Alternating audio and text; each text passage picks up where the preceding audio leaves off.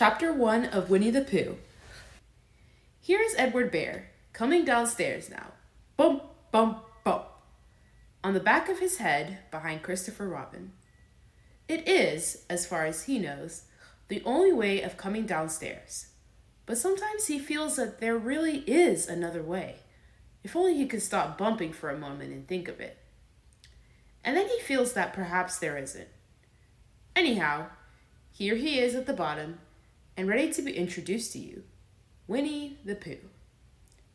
When I first heard his name, I said, just as you are going to say, but I thought he was a boy. So did I, said Christopher Robin. Then you can't call him Winnie? I don't. But you said he's Winnie the Pooh. Don't you know what "the" means? Ah, yes, now I do, I said quickly. And I hope you do too, because it is all the explanation you are going to get. Sometimes Winnie the Pooh likes a game of some sort when he comes downstairs. And sometimes he likes to sit quietly in the front of the fire and listen to a story. This evening, what about a story? Said Christopher Robin. What about a story? I said. Could you very sweetly tell Winnie the Pooh one? I suppose I could, I said. What sort of stories does he like? About himself, because he's that sort of bear. Oh, I see.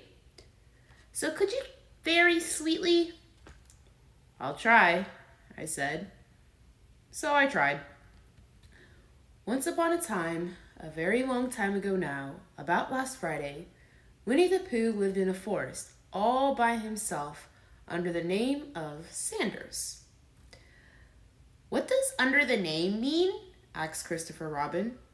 It means he had the name over the door in gold letters and lived under it. Winnie the Pooh wasn't quite sure, said Christopher Robin. Now I am, said a growly voice. Then I will go on, said I. One day when he was out walking, he came to an open place in the middle of the forest, and in the middle of this place was a large oak tree, and from the top of the tree there came a loud buzzing noise. Winnie the Pooh sat down at the foot of the tree, put his head between his paws, and began to think. First of all, he said to himself, that buzzing noise means something. You don't get a buzzing noise like that, just buzzing and buzzing, without its meaning something. If there's a buzzing noise, somebody's making a buzzing noise. And the only reason for making a buzzing noise that I know of is because you're a bee. Then he thought another long time and said, and the only reason for being a bee that I know of is making honey. And then he got up and said, and the only reason for making honey is so as I can eat it. So he began to climb the tree. He climbed and he climbed and he climbed, and as he climbed, he sang a little song to himself. It went like this. Isn't it funny how a bear likes honey? Buzz, buzz, buzz. I wonder why he does. Then he climbed a little further, and a little further, and then just a little further. By that time, he had thought of another song. It's a very funny thought that if bears were bees, they'd build their nest at the bottom of trees. And that being so, if the bees were bears, we shouldn't have to climb up all these stairs. He was getting rather tired by this time, so that is why he sang a complaining song. He was nearly there now, and if he just stood on that branch, crack! Oh, help! Said Pooh, as he dropped 10 feet on the branch below him. If only I hadn't, he said, as he bounced 20 feet on to the next branch. You see, what I meant to do, he explained, as he turned head over heels and crashed onto another branch 30 feet below. What I meant to do, of course, it was rather, he admitted, as he slithered very quickly through the next 6 branches. It all comes, I suppose, he decided, as he said goodbye to the last branch, spun round 3 times, and flew gracefully into a gorse bush. It all comes of liking honey so much. Oh, help! He crawled out of the gorse bush, brushed the prickles from his nose, and began to think again. And the first person he thought of was Christopher Robin. Was that me? Said Christopher Robin in an awed voice, hardly daring to believe it. That was you. Christopher Robin said nothing, but his eyes got larger and larger, and his face got pinker and pinker.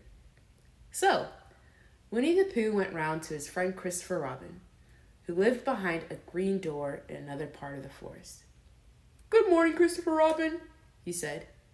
Good morning, Winnie the Pooh, said you.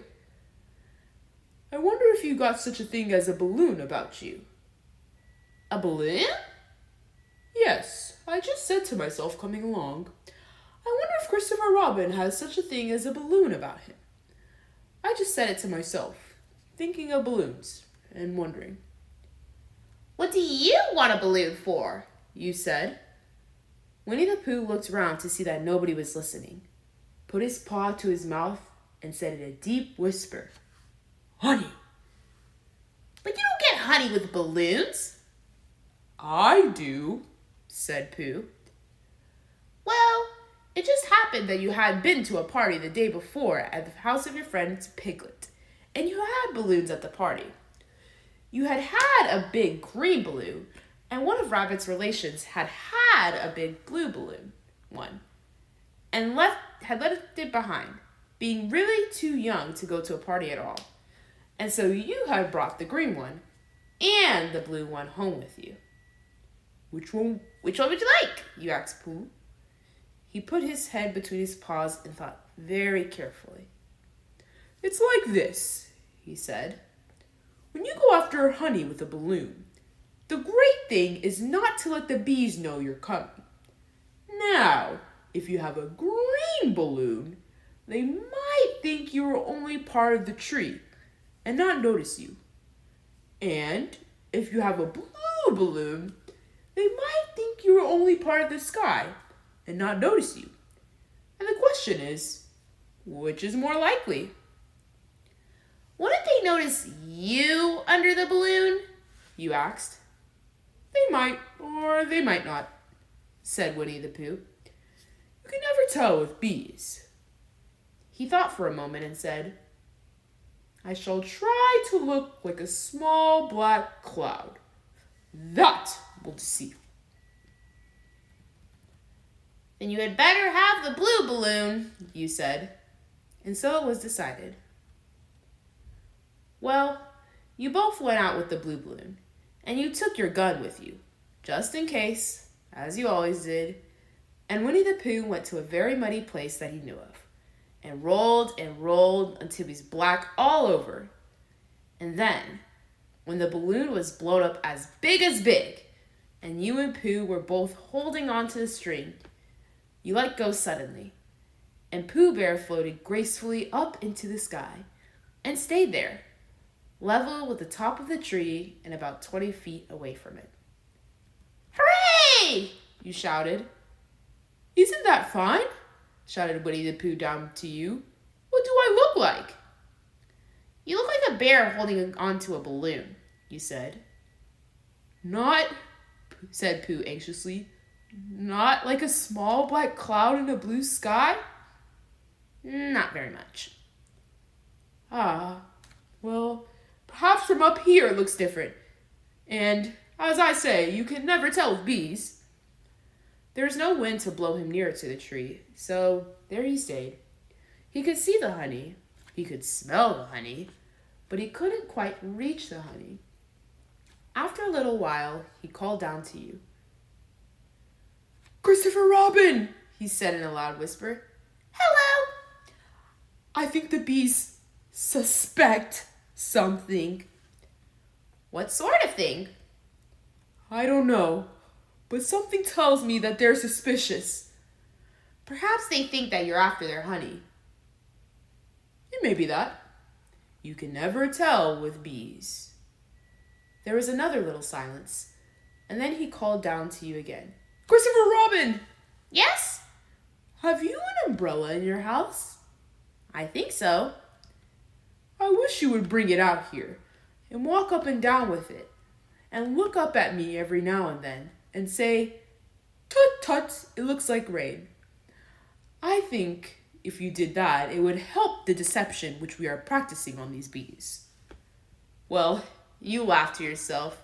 Silly old bear.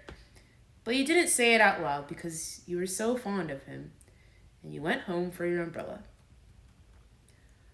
"Oh, there you are," called down Winnie the Pooh as soon as you got back to the tree. "I was beginning to get anxious. I have discovered that the bees are now definitely suspicious." "Shall I put my umbrella up?" you said. "Yes, but wait a moment. We must be practical. The important bee to deceive is the queen bee. Can you see which is the queen bee from down there?" "No." "A pity. Well, now, if you walk up and down with your umbrella, saying, 'Tut tut, it looks like rain,' I shall do what I can by singing a little cloud song, such as a cloud might sing. Go!" So, while you walked up and down and wondered if it were rain, Winnie the Pooh sang this song. "How sweet to be a cloud floating in the blue. Every little cloud always sings aloud. How sweet to be a cloud floating in the blue. It makes me very proud to be a little cloud." The bees were still buzzing as suspiciously as ever. Some of them, indeed, left their nests and flew all around the cloud as it began the second verse of the song. And one bee sat down on the nose of the cloud for a moment, and then got up again. "Christopher Robin!" called out the cloud. "Yes?" "I have just been thinking, and I have come to a very important decision. These are the wrong sort of bees." "Are they?" "Quite the wrong sort. So I should think they would make the wrong sort of honey. Shouldn't you?" "Would they?" "Yes. So I think I shall come down." "How?" asked you. Winnie the Pooh hadn't thought about this. If he let go of the string, he would fall. Bump! And he didn't like the idea of that. So he thought for a long time, and then he said, "Christopher Robin, you must shoot the balloon with your gun. Have you got your gun?" "Of course I have," you said. "But if I do that, it'll spoil the balloon," you said. "But if you don't, I shall have to let go, and that would spoil me." When he put it like this, you saw how it was, and you aimed very carefully at the balloon and fired. "Ow!" said Pooh. "Did I miss?" you asked. "You didn't exactly miss," said Pooh, "but you missed the balloon." "I'm so sorry," you said, and you fired again. And this time you hit the balloon, and the air came slowly out, and Winnie the Pooh floated down to the ground. But his arms were so stiff from holding onto the string of the balloon all that time that they stayed up straight in the air for more than a week. And whenever a fly came and settled on his nose, he had to blow it off. And I think, but I'm not sure, that is why he was always called Pooh. "Is that the end of the story?" asked Christopher Robin. "That's the end of that one. There are others." "About Pooh and me?" "And Piglet and Rabbit and all of you. Don't you remember?" "I do remember. And then when I try to remember, I forget. That day when Pooh and Piglet tried to catch the Heffalump? They didn't catch it, did they?" "No. Pooh couldn't because he hasn't any brain," Did I catch it? Well, that comes into the story. Christopher Robin nodded. I do remember, he said. Only Pooh does it very well. So that's why he likes having it told to him again. Because it's a real story and not just a remembering. That's just how I feel, I said. Christopher Robin gave a deep sigh, picked up his bear by the leg, and walked off to the door, trailing Pooh behind him. At the door, he turned and said, Coming to see me have my bath? I might, I said. I didn't hurt him when I shot him, did I? Not a bit. He nodded and went out, and in a moment I heard Winnie the Pooh bump, bump, bump, going up the stairs behind him. End of chapter 1.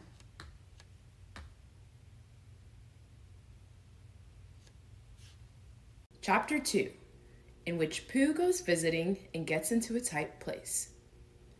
Edward Bear, known to his friends as Winnie the Pooh, or Pooh for short, was walking through the forest one day, humming proudly to himself. He had made up a little hum that very morning as he was doing his stoutness exercises in front of the glass. Tra-la-la, tra-la-la, as he stretched up as high as he could go. And then tra-la-la, tra-la-la, oh, help, la, as he tried to reach his toes. After breakfast, he had said it over and over to himself until he had learned it off by heart. And now he was humming it right through, properly. It went like this. Tra-la-la, tra-la-la, tra-la-la, tra-la-la, rum-tum-tiddle-um-dum. Tiddle-iddle, tiddle-iddle, tiddle-iddle, tiddle-iddle, rum-tum-tum-tiddle-um. Well, he was humming this hum to himself and walking along gaily, wondering what everybody else was doing and what it felt like, being somebody else, when suddenly he came to a sandy bank, and in the bank was a large hole. Aha! Said Pooh. Rum-tum-tiddle-um-tum. If I know anything about anything, that hole means rabbit, he said. And rabbit means company, he said. And company means food and listening to me humming and such like. Rum-tum-tum-tiddle-um. So he bent down, put his head into the hole, and called out, Is anybody at home? There was a sudden scuffling noise from inside the hole, and then silence.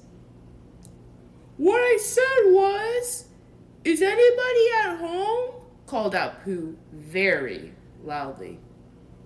No, said a voice, and then added, You needn't shout so loud. I heard you quite well the first time. Bother, said Pooh. Isn't there anybody here at all? Nobody. Winnie the Pooh took his head out of the hole and thought for a little, and he thought to himself, There must be somebody there, because somebody must have said nobody.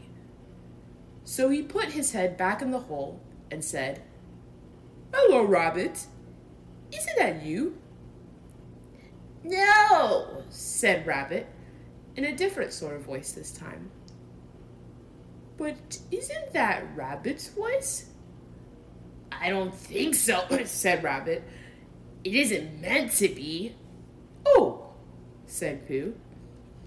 He took his head out of the hole and had another think, and then he put it back and said, Well, could you very kindly tell me where Rabbit is? He has gone to see his friend, Pooh Bear, who is a great friend of his. But this is me, said Bear, very much surprised. What sort of me? Pooh Bear. Are you sure? Said Rabbit, still more surprised. Quite sure. Oh, well then, come in. So Pooh pushed and pushed and pushed his way through the hole, and at last he got in. "You were quite right," said Rabbit, looking at him all over. "It is you. Glad to see you." "Who did you think it was?" "Well, I wasn't sure. You know how it is in the forest. One can't have anybody coming into one's house. One has to be careful. What about a mouthful of something?" Pooh always liked a little something at 11 o'clock in the morning, and he was very glad to see Rabbit getting out the plates and mugs. And when Rabbit said, "Honey or condensed milk with your bread?" he was so excited that he said, "Both." And then, so as not to seem greedy, he added, "But don't bother about the bread, please." And for a long time after that, he said nothing. Until, at last, humming to himself in a rather sticky voice, he got up, shook Rabbit lovingly by the paw, and said that he must be going on. "Must you?" said Rabbit politely. "Well," said Pooh, "I could stay a little longer if you... And he tried very hard to look in the direction of the larder. "As a matter of fact," said Rabbit, "I was going out myself directly." "Oh, well then, I'll be going on. Goodbye." "Well, goodbye, if you're sure you won't have any more." "Is there any more?" asked Pooh quickly. Rabbit took the covers off the dishes and said, "No, there wasn't." "I thought not," said Pooh, nodding to himself. "Well, goodbye. I must be going on." So he started to climb out of the hole. He pulled with his front paws and pushed with his back paws, and in a little while his nose was out in the open again. And then his ears, and then his front paws, and then his shoulders, and then... "Oh, help!" said Pooh. "I better go back." "Oh, bother," said Pooh. "I shall have to go on." "I can't do either," said Pooh. "Oh, help and bother." Now by this time, Rabbit wanted to go for a walk too, and finding the front door full, he went up by the back door and came round to Pooh and looked at him. "Hello, are you stuck?" he asked. "No," said Pooh carelessly. "Just resting and thinking and humming to myself." "Here, give us a paw." Pooh Bear stretched out a paw, and Rabbit pulled and pulled and pulled. "Ow!" cried Pooh. "You're hurting." "The fact is," said Rabbit, "you're stuck." "It all comes," said Pooh crossly, "of not having front doors big enough." "It all comes," said Rabbit sternly, "of eating too much." "I thought at the time," said Rabbit, "only I didn't like to say anything," said Rabbit. "That one of us was eating too much," said Rabbit. "And I knew it wasn't me," he said. Well, I shall go and fetch Christopher Robin." Christopher Robin lived at the other end of the forest, and when he came back with Rabbit and saw the front half of Pooh, he said, "Silly old bear," in such a loving voice that everybody felt quite hopeful again. "I was just beginning to think," said Bear, sniffing slightly, "that Rabbit might never be able to use his front door again. And I should hate that," he said. "So should I," said Rabbit. "Use his front door again?" said Christopher Robin. "Of course he'll use his front door again." "Good," said Rabbit. "If we can't pull you out, Pooh, we might push you back." Rabbit scratched his whiskers thoughtfully and pointed out that when once Pooh was pushed back, he was back. And of course, nobody was more glad to see Pooh than he was. Still, there it was. Some lived in trees and some lived underground, and "You mean I never get out?" said Pooh. "I mean," said Rabbit, "that having got so far, it seems a pity to waste it." Christopher Robin nodded. "Then there's only one thing to be done," he said. "We shall have to wait for you to get thin again." "How long does getting thin take?" asked Pooh anxiously. "About a week, I should think." "But I can't stay here for a week." "You can stay here all right, silly old bear. It's getting you out which is so difficult." "We'll read to you," said Rabbit cheerfully. "And I hope it won't snow," he added. "And I say, old fellow, you're taking up a good deal of room in my house. Do you mind if I use your back legs as a towel horse? Because, there they are, doing nothing, and it would be very convenient just to hang the towels on them." "A week?" said Pooh gloomily. "What about meals?" "I'm afraid no meals," said Christopher Robin, "because of getting thin quicker. But we will read to you." Bear began to sigh, and then he found he couldn't because he was so tightly stuck, and a tear rolled down his eye as he said, "Then would you read a sustaining book, such as would help and comfort a wedged bear in great tightness?" So for a week, Christopher Robin read that sort of book at the north end of Pooh, and Rabbit hung his washing on the south end. And in between, Bear felt himself getting slenderer and slenderer. And at the end of the week, Christopher Robin said, "Now!" So he took hold of Pooh's front paws, and Rabbit took hold of Christopher Robin. And all Rabbit's friends and relations took hold of Rabbit, and they all pulled together. And for a long time, Pooh only said, "Oh!" and "Oh!" And then, all of a sudden, he said, "Pop!"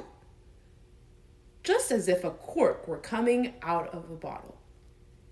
And Christopher Robin and Rabbit and all Rabbit's friends and relations went head over heels backwards. And on the top of them came Winnie the Pooh, free! So, with a nod of thanks to his friends, he went on with his walk through the forest, humming proudly to himself.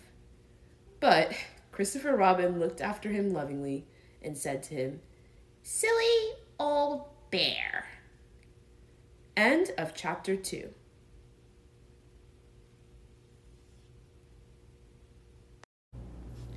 Chapter 3 of Winnie the Pooh, in which Pooh and Piglet go hunting and nearly catch a Woozle. The Piglet lived in a very grand house in the middle of a beech tree, and the beech tree was in the middle of the forest, and the Piglet lived in the middle of the house. Next to his house was a piece of broken board which had "Trespassers W" on it. When Christopher Robin asked the Piglet what it meant, he said it was his grandfather's name and had been in the family for a long time. Christopher Robin said, "You couldn't be called Trespassers W." And Piglet said, "Yes, you could, because his grandfather was, and it was short for Trespassers Will, which was short for Trespassers William. And his grandfather had had two names in case he lost one: Trespassers, after an uncle, and William, after Trespassers. "I've got two names," said Christopher Robin carelessly. "Well, there you are. That proves it," said Piglet. One fine winter's day, when Piglet was brushing away the snow in front of his house, he happened to look up, and there was Winnie the Pooh. Pooh was walking round and round in a circle, thinking of something else, and when Piglet called to him, he just went on walking. "Hello," said Piglet. "What are you doing?" "Hunting," said Pooh. "Hunting what?" "Tracking something," said Winnie the Pooh, very mysteriously. Tracking what? Said Piglet, coming closer. That's just what I ask myself. I ask myself, what? What do you think you'll answer? I shall have to wait until I catch up with it, said Winnie the Pooh. Now, look there. He pointed to the ground in front of him. What do you see there? Tracks, said Piglet. paw marks. He gave a little squeak of excitement. Oh, Pooh, do you think it's a woozle? It may be, said Pooh. Sometimes it is, and sometimes it isn't. You never can tell with paw marks. With these few words, he went on tracking, and Piglet, after watching him for a minute or two, ran after him. Winnie the Pooh had come to a sudden stop and was bending over the tracks in a puzzled sort of way. What's the matter? Asked Piglet. It's a very funny thing, said Bear, but there seem to be two animals now. This, whatever it was, has been joined by another, whatever it is, and the two of them are now proceeding in company. Would you mind coming with me, Piglet, in case they turn out to be hostile animals? Piglet scratched his ear in a nice sort of way and said that he had nothing to do until Friday and would be delighted to come, in case it really was a Woozle. You mean, in case it really is two Woozles, said Winnie the Pooh, and Piglet said that anyhow he had nothing to do until Friday, so off they went together. There was a small spinney of larch trees just here, and it seemed as if the two Woozles, if that is what they were, had been going round this spinney. So round this spinney went Pooh and Piglet after them. Piglet passing the time by telling Pooh what his grandfather Trespassers W had done to remove stiffness after tracking, and how his grandfather Trespassers W had suffered in his later years from shortness of breath and other matters of interest.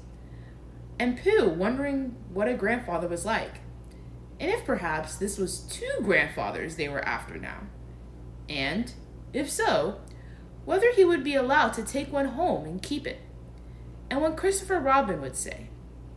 And still the tracks went on in front of them. Suddenly, Winnie the Pooh stopped and pointed excitedly in front of him. Look! What? Said Piglet with a jump. And then, to show that he hadn't been frightened, he jumped up and down once or twice more in an exercising sort of way. The tracks, said Pooh. A third animal has joined the other two. Oh! Cried Piglet. Do you think is another woozle? No, said Pooh, because it makes different marks. It is either two Woozles and one, as it might be, Woozle, or two, as it might be, Woozles, and one, if so it is, Woozle. Let us continue to follow them. So they went on, feeling just a little anxious now, in case the three animals in front of them were of hostile intent. And Piglet wished very much that his grandfather T.W. were there, instead of elsewhere. And Pooh thought how nice it would be if they met Christopher Robin suddenly, but quite accidentally, and only because he liked Christopher Robin so much. And then, all of a sudden, Winnie the Pooh stopped again, and licked the tip of his nose in a cooling manner, for he was feeling more hot and anxious than ever in his life before. There were 4 animals in front of them. Do you see, Piglet? Look at their tracks. 3, as it were, Woozles, and 1, as it was, Woozle. Another Woozle has joined them.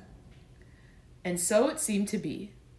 There were the tracks, crossing over each other here, getting muddled up with each other there, but quite plainly every now and then, the tracks of 4 sets of paws. I think, Said Piglet, when he had licked the tip of his nose too, and found that it brought very little comfort. I think that I have just remembered something. I have just remembered something that I forgot to do yesterday and shan't be able to do tomorrow. So I suppose I really ought to go back and do it now. We'll do it this afternoon, and I'll come with you, said Pooh. It isn't the sort of thing you can do in the afternoon, Said Piglet quickly. It's a very particular morning thing that has to be done in the morning and, if possible, between the hours of, what would you say the time was? About 12, said Winnie the Pooh, looking at the sun. Between, as I was saying, the hours of 12 and 12:05. So really, dear old Pooh, if you'll excuse me, what's that? Pooh looked up at the sky, and then, as he heard the whistle again, he looked up into the branches of a big oak tree, and then he saw a friend of his. It's Christopher Robin, he said. Ah, then you'll be all right, Said Piglet. You'll be quite safe with him. Goodbye. And he trotted off home as quickly as he could, very glad to be out of all danger again. Christopher Robin came slowly down his tree. Silly old bear, he said. What were you doing? First you went round the spinney twice by yourself, and then Piglet ran after you, and you went round again together. And then you were just going round a 4th time. Wait a moment, said Winnie the Pooh, holding up his paw. He sat down and thought, in the most thoughtful way he could think.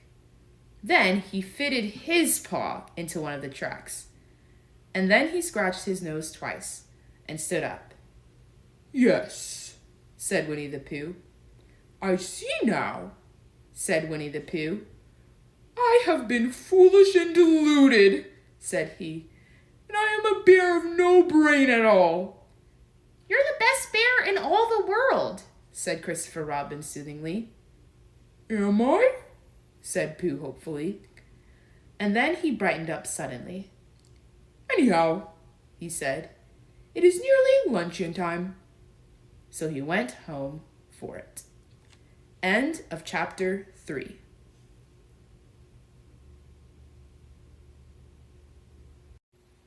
Chapter 4 of Winnie the Pooh by A. Milne. The old gray donkey, Eeyore, stood by himself in a thistly corner of the forest, his front feet well apart, his head on one side, and thought about things.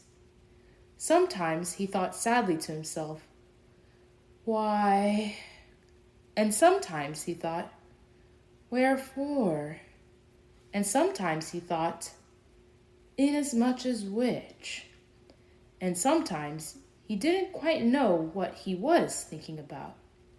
So, when Winnie the Pooh came stumping along, Eeyore was very glad to be able to stop thinking for a little, in order to say, how do you do, in a gloomy manner to him. And how are you? Said Winnie the Pooh. Eeyore shook his head from side to side. Not very how, he said. I don't seem to have felt at all how for a long time. Dear, dear, said Pooh. I'm sorry about that. Let's have a look at you. So, Eeyore stood there, gazing sadly at the ground, and Winnie the Pooh walked all round him once. Why, what's happened to your tail? He said in surprise. What has happened to it? Said Eeyore. It isn't there. Are you sure? Well, either a tail is there or it isn't there. You can't make a mistake about it, and yours isn't there. Then what is? Nothing. Let's have a look, said Eeyore, and he turned slowly round to the place where his tail had been a little while ago, and then, finding that he couldn't catch it up, he turned round the other way until he came back to where he was at first, and then he put his head down and looked between his front legs, and at last he said, with a long, sad sigh, "I believe you're right." "Of course I'm right," said Pooh. "That accounts for a good deal," said Eeyore gloomily. "It explains everything. No wonder." "You must have left it somewhere," said Winnie the Pooh. "Somebody must have taken it," said Eeyore. "How like them," he added, after a long silence. Pooh felt that he ought to say something helpful about it, but didn't quite know what.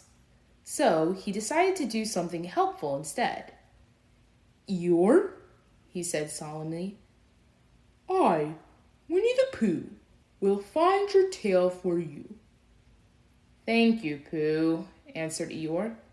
"You're a real friend," said he. "Not like some," he said. So Winnie the Pooh went off to find Eeyore's tail. It was a fine spring morning in the forest as he started out. Little soft clouds played happily in a blue sky, skipping from time to time in front of the sun as if they had come to put it out, and then sliding away suddenly so that the next might have his turn. Through them and between them the sun shone bravely, and a copse which had worn its furs all the year round seemed old and dowdy now beside the new green lace which the beeches had put on so prettily. Through copse and spinney marched Bear, down open slopes of gorse and heather, over rocky beds of streams, up steep banks of sandstone into the heather again, and so at last, tired and hungry, to the 100-acre wood. For it was in the 100-acre wood that Owl lived. "And if anyone knows anything about anything," said Bear to himself, "it's Owl who knows something about something," he said. "Or my name's not Winnie the Pooh," he said. "Which it is," he added.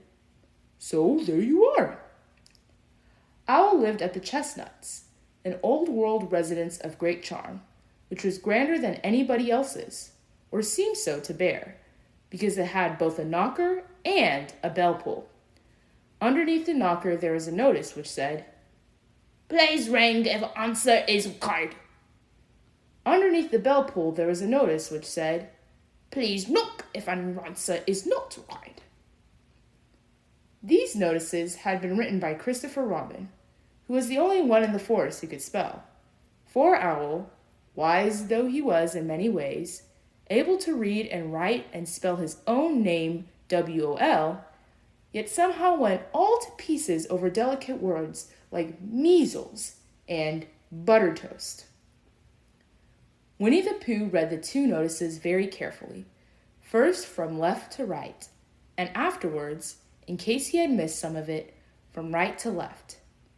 Then, to make quite sure, he knocked and pulled the knocker, and he pulled and knocked the bell rope, and he called out in a very loud voice, "Owl, I require an answer. It's Bear speaking." And the door opened, and Owl looked out. "Hello, Pooh," he said. "How's things?" "Terrible and sad," said Pooh, "because Eeyore, who is a friend of mine, has lost his tail, and he's moping about it. So could you very kindly tell me how to find it for him?" "Well," said Owl, "the customary procedure in such cases is as follows." "What does crusty-mony proceed cake mean?" said Pooh. "For I am a bear of very little brain, and long words bother me." "It means the thing to do." "As long as it means that, I don't mind," said Pooh humbly. "The thing to do is as follows. First, issue a reward. Then—" "Just a moment," said Pooh, holding up his paw. "What do we do to this? What we were saying? You sneezed just as you were going to tell me." "I didn't sneeze," Yes, you did, Owl. Excuse me, Pooh, I didn't. You can't sneeze without knowing it. Well, you can't know it without something having been sneezed. What I said was, first issue a reward. You're doing it again, said Pooh sadly. A reward, said Owl very loudly. We write a notice to say that we will give a large something to anybody who finds Eeyore's tail. I see, said Pooh, nodding his head. Talking about large somethings, he went on dreamily, I generally have a small something about now, about this time in the morning. And he looked wistfully at the cupboard in the corner of Owl's parlor. Just a mouthful of condensed milk or whatnot, with perhaps a lick of honey. Well then, said Owl, we write out this notice and we put it up all over the forest. A lick of honey, murmured Bear to himself. Or not, as the case may be. And he gave a deep sigh and tried very hard to listen to what Owl was saying. But Owl went on, using longer and longer words, until at last he came back to where he started, and he explained that the person to write out this notice was Christopher Robin. It was he who wrote the ones on my front door for me. Did you see them, Pooh?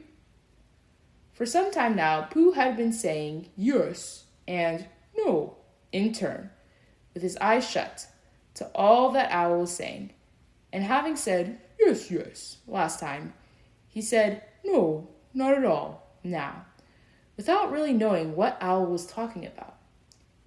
Didn't you see them? Said Owl, a little bit surprised. Come and look at them now. So they went outside, and Pooh looked at the knocker and the notice below it, and he looked at the bell rope and the notice below it. And the more he looked at the bell rope, the more he felt that he had seen something like it, somewhere else, some time before. Handsome bell rope, isn't it? Said Owl. Pooh nodded. It reminds me of something, he said, but I can't think what. Where did you get it? I just came across it in the forest. It was hanging over a bush, and I thought at first somebody lived there, so I rang it, and nothing happened. And then I rang it again, very loudly, and it came off in my hand. And as nobody seemed to want it, I took it home, and... Owl, said Pooh solemnly, you made a mistake. Somebody did want it. Who? Eeyore, my dear friend Eeyore. He was fond of it. Fond of it? Attached to it, said Winnie the Pooh sadly. So with these words he unhooked it and carried it back to Eeyore. And when Christopher Robin had nailed it in its right place again, Eeyore frisked about the forest, waving his tail so happily that Winnie the Pooh came over all funny and had to hurry home for a little snack of something to sustain him. And, wiping his mouth half an hour afterwards, he sang to himself proudly. Who found a tail? I, said Pooh, at 11:45. Only it was 11:45, really. I found the tail. End of chapter 4.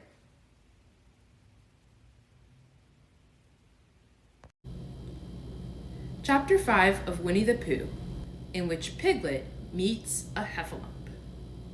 One day, when Christopher Robin and Winnie the Pooh and Piglet were all talking together, Christopher Robin finished the mouthful he was eating and said carelessly, I saw a Heffalump today, Piglet.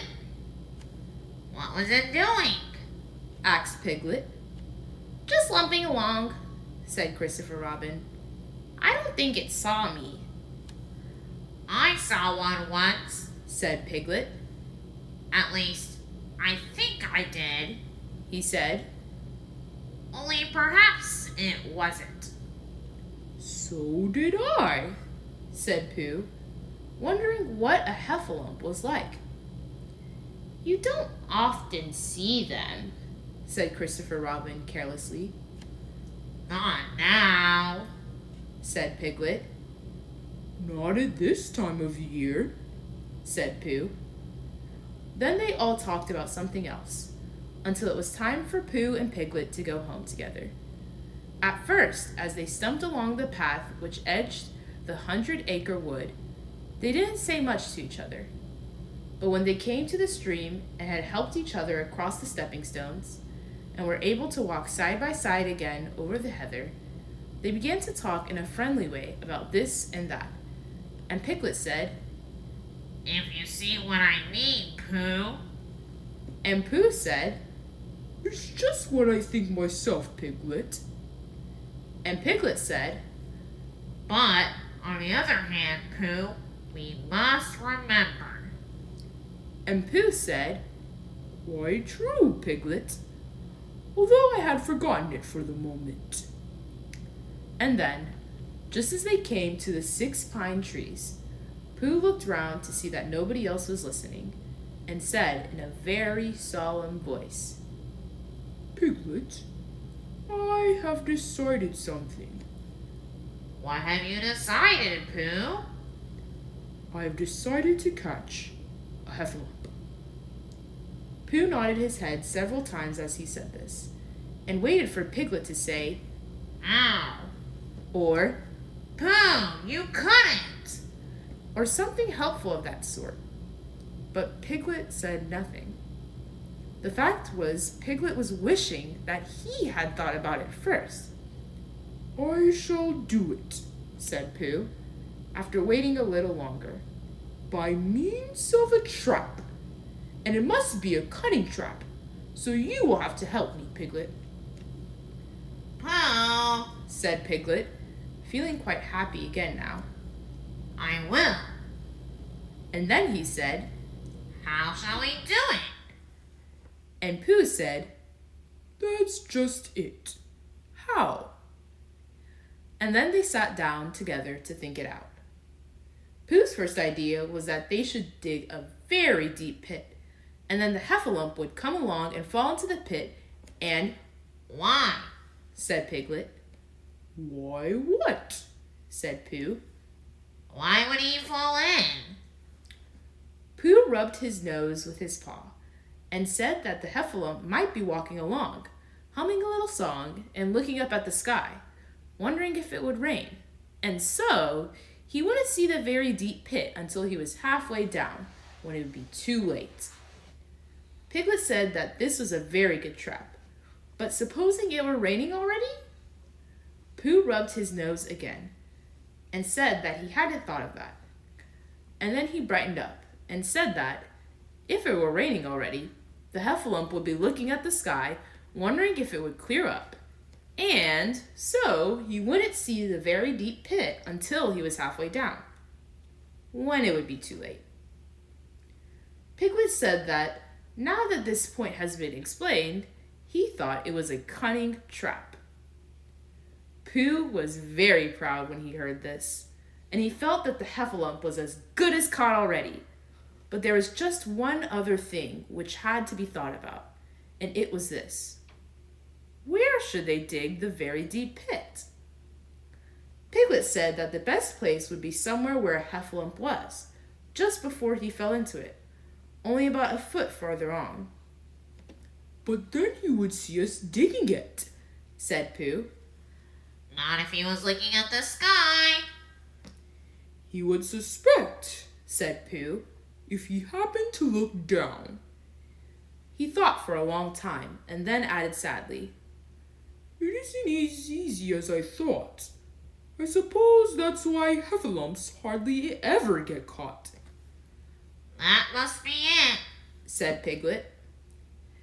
They sighed and got up, and when they had taken a few gorse prickles out of themselves, they sat down again. And all the time, Pooh was saying to himself, If only I could think of something. for he felt sure that a very clever brain could catch a Heffalump, if only he knew the right way to go about it. Suppose, He said to Piglet, you wanted to catch me. How would you do it? Well, said Piglet. I should do it like this. I should make a trap, and I should put a jar of honey in the trap. And you would smell it. And you would go in after it. And I would go in after it, said Pooh excitedly. only very carefully so as not to hurt myself. And I would get to the jar of honey. And I should look round the fridges first of all, pretending that there wasn't any more, you know. And then I should walk away and think about it a little. And then I should come back and start licking in the middle of the jar. And then... Yes, well, never mind about that. There you would be, and there I should catch you. Now the first thing to think of is, what do heffalumps like? I should think Acre, shouldn't you? We'll get a lot of... I say, wake up, Pooh! Pooh, who had gone into a happy dream, woke up with a start and said that honey was a much more trappy thing than acorns. Piglet didn't think so, and they were just going to argue about it when Piglet remembered that if they put acorns in the trap, he would have to find the acorns. But if they put honey, then Pooh would have to give up some of his own honey. So he said, All right, honey then. just as Pooh remembered it too, and was going to say, All right, acorns. Honey. said Piglet to himself in a thoughtful way, as if it were now settled. I'll dig the pit while you go and get the honey. Very well. said Pooh, and he stumped off. As soon as he got home, he went to the larder, and he stood on a chair, and took down a very large jar of honey from the top shelf. It had honey written on it. But, just to make sure, he took off the paper cover and looked at it. And it looked just like honey, But you can never tell. said Pooh. I remember my uncle saying once that he had seen cheese just this color. So he put his tongue in and took a large lick. Yes, he said, it is. No doubt about it. And honey, I should say, right down to the bottom of the jar. Unless, of course, he said, somebody put cheese in at the bottom just for a joke. Perhaps I had better go a little further. Just in case. In case heffalumps don't like cheese. Same as me. Ah! And he gave a deep sigh. I was right. It is honey. Right the way down. Having made certain of this, he took the jar back to Piglet, and Piglet looked up from the bottom of his very deep pit and said, Got it? and Pooh said, Yes, but it isn't quite a full jar. and he threw it down to Piglet, and Piglet said, No, it isn't. Is that all you've got left? and Pooh said, Yes. because it was. So Piglet put the jar at the bottom of the pit and climbed down, and they went off home together. Well, good night, Pooh. Said Piglet when they had got to Pooh's house. And we meet at 6 o'clock tomorrow morning by the pine trees and see how many heffalumps we've got in our trap. 6 o'clock, Piglet. And have you got any string? No. Why do you want string? To lead them home with. Oh. I think heffalumps come if you whistle. Some do and some don't. You can never tell with heffalumps. Well, good night. Good night. And off Piglet trotted to his house, Trespassers W, while Pooh made his preparations for bed. Some hours later, just as the night was beginning to steal away, Pooh woke up suddenly with a sinking feeling. He had had that sinking feeling before, and he knew what it meant. He was hungry. So he went to the larder, and he stood on a chair and reached up to the top shelf and found Nothing. That's funny, He thought. I know I had a jar of honey there. A full jar, full of honey right up to the top. And it had honey written on it, so that I should know it was honey. That's very funny. And then he began to wander up and down, wondering where it was and murmuring a murmur to himself, like this. It's very, very funny, 'cause I know I had some honey, 'cause it had a label on, saying honey. A gluck just pulled up too, and I don't know where it's got to. No, I don't know where it's gone. Well, it's funny. He had murmured this to himself 3 times in a singing sort of way, when suddenly he remembered. He had put it into the cunning trap to catch the Heffalump. Bother, said Pooh, it all comes of trying to be kind to Heffalumps. and he got back into bed. But he couldn't sleep. The more he tried to sleep, the more he couldn't. He tried counting sheep, which is sometimes a good way of getting to sleep, and, as that was no good, he tried counting Heffalumps, and that was worse. Because every Heffalump that he counted was making straight for a pot of Pooh's honey, and eating it all. For some minutes he lay there miserably, but when the 587th Heffalump was licking its jaws and saying to itself, "Very good honey this, I don't know when I've tasted better," Pooh could bear it no longer. He jumped out of bed, he ran out of the house, and he went straight to the 6 pine trees. The sun was still in bed, but there was a lightness in the sky over the 100-acre wood, which seemed to show that it was waking up and would soon be kicking off the clothes. In the half-light, the pine trees looked cold and lonely, and the very deep pit seemed deeper than it was. And Pooh's jar of honey at the bottom was something mysterious, a shape and no more. But as he got nearer to it, his nose told him that it was indeed honey, and his tongue came out and began to polish up his mouth, ready for it. Bother, said Pooh as he got his nose inside the jar. A Heffalump has been eating it. And then he thought a little and said, Oh, no, I did. I forgot. Indeed, he had eaten most of it.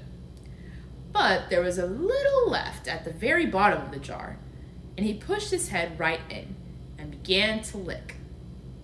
By and by, Piglet woke up. As soon as he woke, he said to himself, Oh! Then he said bravely, Yes. and then, still more bravely, Quite so. but he didn't feel very brave, for the word which was really jigging about in his brain was, Heffalumps. what was a Heffalump like? Was it fierce? Did it come when you whistled? And how did it come? Was it fond of pigs at all? If it was fond of pigs, did it make any difference what sort of pig? Supposing it was fierce with pigs, would it make any difference if the pig had a grandfather called Trespassers William? He didn't know the answer to any of these questions, and he was going to see his first Heffalump in about an hour from now. Of course Pooh would be with him, and it was much more friendly with 2. But suppose Heffalumps were very fierce with pigs and bears? Wouldn't it be better to pretend that he had a headache and couldn't go up to the 6 pine trees this morning? But then, suppose that it was a very fine day, and there was no Heffalump in the trap. Here he would be, in bed all the morning, simply wasting his time for nothing. What should he do? And then he had a clever idea. He would go up very quietly to the 6 pine trees now, peep very cautiously into the trap, and see if there was a Heffalump there. And if there was, he would go back to bed. And if there wasn't, he wouldn't. So off he went. At first he thought that there wouldn't be a Heffalump in the trap, And then he thought that there would. And as he got nearer, he was sure that there would, because he could hear it heffolumping about it like anything. Oh dear, oh dear, oh dear, said Piglet to himself. And he wanted to run away. But somehow, having got so near, he felt that he must just see what a heffalump was like. So he crept to the side of the trap and looked in. And all the time, Winnie the Pooh had been trying to get the honey jar off his head. The more he shook it, the more tightly it stuck. "Bother!" he said inside the jar, and "Oh, help!" and mostly, "Ow!" And he tried bumping it against things. But as he couldn't see what he was bumping it against, it didn't help him. And he tried to climb out of the trap. But as he could see nothing but jar, and not much of that, he couldn't find his way. So at last he lifted up his head, jar and all, and made a loud, roaring noise of sadness and despair. And it was at that moment that Piglet looked down. help, help, Cried Piglet, a heffalump, a horrible heffalump, and he scampered off as hard as he could, still crying out, help, help, a horrible heffalump, huff, huff, a horrible horralump, a horrible hellump.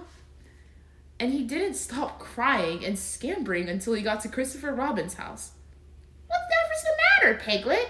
Said Christopher Robin, who was just getting up.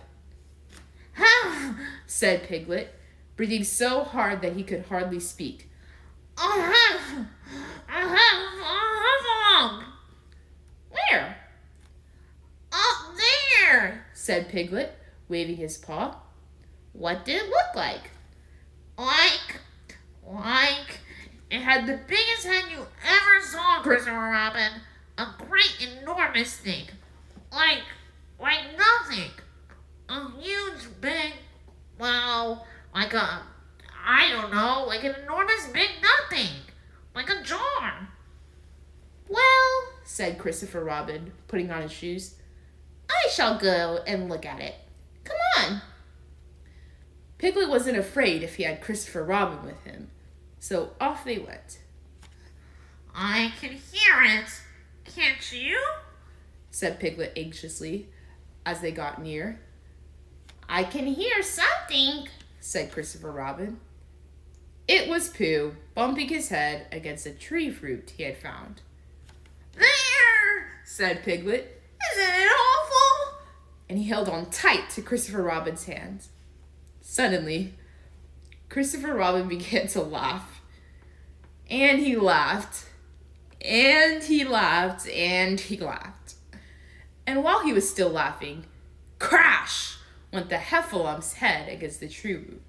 Smash went the jar, and out came Pooh's head again. Then Piglet saw what a foolish piglet he had been, and he was so ashamed of himself that he ran straight off home and went to bed with a headache. But Christopher Robin and Pooh went home to breakfast together. Oh, Bear, said Christopher Robin, how I do love you. So do I, Said Pooh. End of chapter 5.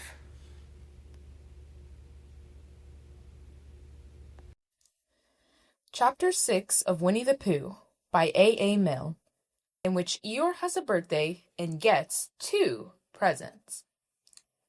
Eeyore, the old gray donkey, stood by the side of the stream and looked at himself in the water. Pathetic, he said. That's what it is. Pathetic. He turned and walked slowly down the stream for 20 yards, splashed across it, and walked slowly back on the other side. Then he looked at himself in the water again. As I thought, he said. No better from this side. But nobody minds. Nobody cares. Pathetic. That's what it is. There was a crackling noise in the bracken behind him, and out came Pooh. Good morning, Eeyore, said Pooh. Good morning, Pooh Bear, said Eeyore gloomily. If it is a good morning, he said. Which I doubt, said he. Why, what's the matter? Nothing, Pooh Bear, nothing. We can't all, and some of us don't. That's all there is to it. Can't all what? Said Pooh, rubbing his nose. Gaiety, song and dance. Here we go round the mulberry bush. Oh, Said Pooh. He thought for a long time, and then asked, what mulberry bush is that? Bonhomie, went on Eeyore gloomily. French word meaning bonhomie, he explained. I'm not complaining, but there it is. Pooh sat down on a large stone and tried to think this out. It sounded to him like a riddle, and he was never much good at riddles, being a bear of very little brain. So he sang Coddleston Pie instead. Coddleston, Coddleston, Coddleston pie. A fly can't burn, but a bird can fly. Ask me a riddle and I reply. Coddleston, Coddleston, Coddleston pie. That was the first verse. When he had finished it, Eeyore didn't actually say that he didn't like it. So Pooh very kindly sang the second verse to him. Coddleston, Coddleston, Coddleston pie. A fish can whistle and neither can I. Ask me a riddle and I reply. Coddleston, Coddleston, Coddleston pie. Eeyore still said nothing at all. So Pooh hummed the third verse quietly to himself. Coddleston, Coddleston, Coddleston pie. Why does a chicken? I don't know why. Ask me a riddle and I reply. Coddleston, Coddleston, Coddleston pie. That's right, said Eeyore. Sing. Umpty tiddly umpty doo. Here we go gathering nuts in May. Enjoy yourself. I am, said Pooh. Some can, said Eeyore. Why, what's the matter? Is anything the matter? You seem so sad, Eeyore. Sad? Why should I be sad? It's my birthday, the happiest day of the year. Your birthday? Said Pooh in great surprise. Of course it is. Can't you see? Look at all the presents I've had. He waved a foot from side to side. Look at the birthday cake. Candles and pink sugar. Pooh looked, first to the right and then to the left. Presents? Said Pooh. Birthday cake? Said Pooh. Where? Can't you see them? No, said Pooh. Neither can I, said Eeyore. Joke, he explained. Ha, ha. Pooh scratched his head, being a little puzzled by all this. But is it really your birthday? He asked. It is. Oh, well, many happy returns of the day, Eeyore. And many happy returns to you, Pooh Bear. But it isn't my birthday. No, it's mine. But you said many happy returns. Well, why not? You don't always want to be miserable on my birthday, do you? Oh, I see, said Pooh. It's bad enough, said Eeyore, almost breaking down. Being miserable myself, what with no presents, and no cake, and no candles, and no proper notice taken of me at all. But if everybody else is going to be miserable too, this was too much for Pooh. Stay there, he called to Eeyore, as he turned and hurried back home as quick as he could, for he felt that he must get poor Eeyore a present of some sort at once, and he could always think of a proper one afterwards. Outside his house he found Piglet, jumping up and down trying to reach the knocker. Hello, Piglet, he said. Hello, Pooh, said Piglet. What are you trying to do? I was trying to reach the doctor, said Piglet. I just came round. Let me do it for you, said Pooh kindly. So he reached up and knocked at the door. I've just seen Eeyore, he began, and poor Eeyore is in a very sad condition because it's his birthday and nobody has taken any notice of it. And he's very gloomy. You know what Eeyore is. And there he was, and what a long time whoever lives here is answering this door. And he knocked again. But Pooh, said Piglet. it's your own house. Oh, said Pooh. So it is, he said. Well, let's go in. So in they went. The first thing Pooh did was to go to the cupboard to see if he had quite a small honey jar of honey left. And he had. So he took it down. I'm giving this to Eeyore, he explained, as a present. What are you going to give? Couldn't I give it too? said Piglet. From both of us? No, said Pooh. That would not be a good plan. All right then, I'll give him a balloon. I've got one left for my party. I'll go and get it now, shall I? That, Piglet, is a very good idea. It is just what Eeyore wants to cheer him up. Nobody can be uncheered with a balloon. So off Piglet trotted, and in the other direction went Pooh, with his jar of honey. It was a warm day, and he had a long way to go. He hadn't gone more than halfway when a sort of funny feeling began to creep all over him. It began at the tip of his nose and trickled all through him and out at the soles of his feet. It was just as if somebody inside him were saying, "Now then, Pooh, time for a little something." Dear, dear, said Pooh. I didn't know it was as late as that. So he sat down and took the top off his jar of honey. Luckily I brought this with me, he thought. Many a bear going out on a warm day like this would never have thought of bringing a little something with him. And he began to eat. Now, let me see, he thought, as he took his last lick of the inside of the jar. Where was I going?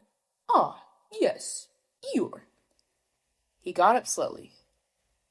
And then, suddenly, he remembered. He had eaten Eeyore's birthday present. Bother, said Pooh. What shall I do? I must give him something. For a little while he couldn't think of anything. Then he thought, well, it's a very nice pot, even if there's no honey in it. And if I washed it clean and got somebody to write a happy birthday on it, Eeyore could keep things in it, which might be useful. So, as he was just passing the 100-acre wood, he went inside to call an owl who lived there. Good morning, Owl, he said. Good morning, Pooh, said Owl. Many happy returns of Eeyore's birthday, said Pooh. Oh, is that what it is? What are you giving him, Owl? What are you giving him, Pooh? I'm giving him a useful pot to keep things in. And I wanted to ask you, is this it? Said Owl, taking it out of Pooh's paw. Yes, and I wanted to ask you. Somebody has been keeping honey in it, said Owl. You can keep anything in it, said Pooh earnestly. It's very useful like that. And I wanted to ask you. You ought to write a happy birthday on it. That was what I wanted to ask you, said Pooh, because my spelling is wobbly. It's good spelling, but it wobbles, and the letters get it in the wrong places. Would you write a happy birthday on it for me? It's a nice pot, said Owl, looking at it all round. Couldn't I give it to you? From both of us? No, said Pooh. That would not be a good plan. Now I'll just wash it first, and then you can write on it.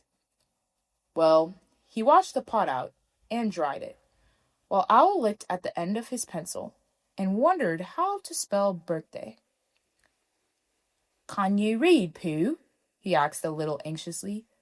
There's a notice about knocking and ringing outside my door, which Christopher Robin wrote. Could you read it?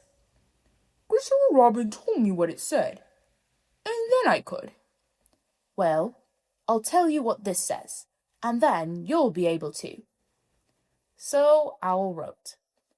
And this is what he wrote. Happy Poppy birthday. Pooh looked on admiringly. I'm just saying a happy birthday, said Owl carelessly. It's a nice long one, said Pooh, very much impressed by it. Well, actually, of course, I'm saying a very happy birthday with love from Pooh. Naturally, it takes a good deal of pencil to say a long thing like that. Oh, I see, said Pooh. While all this was happening, Piglet had gone back to his own house to get Eeyore's balloon. He held it very tightly against himself, so that it shouldn't blow away, and he ran as fast as he could so as to get to Eeyore before Pooh did, for he thought that he would like to be the first one to give a present, just as if he had thought of it without being told by anybody. And, running along and thinking how pleased Eeyore would be, he didn't look where he was going, and suddenly he put his foot in a rabbit hole and fell down flat on his face. Bang! Piglet lay there, wondering what had happened. At first, he thought that the whole world had blown up, and then he thought that perhaps only the forest part of it had, and then he thought that perhaps only he had, and he was now alone in the moon or somewhere, and would never see Christopher Robin or Pooh or Eeyore again.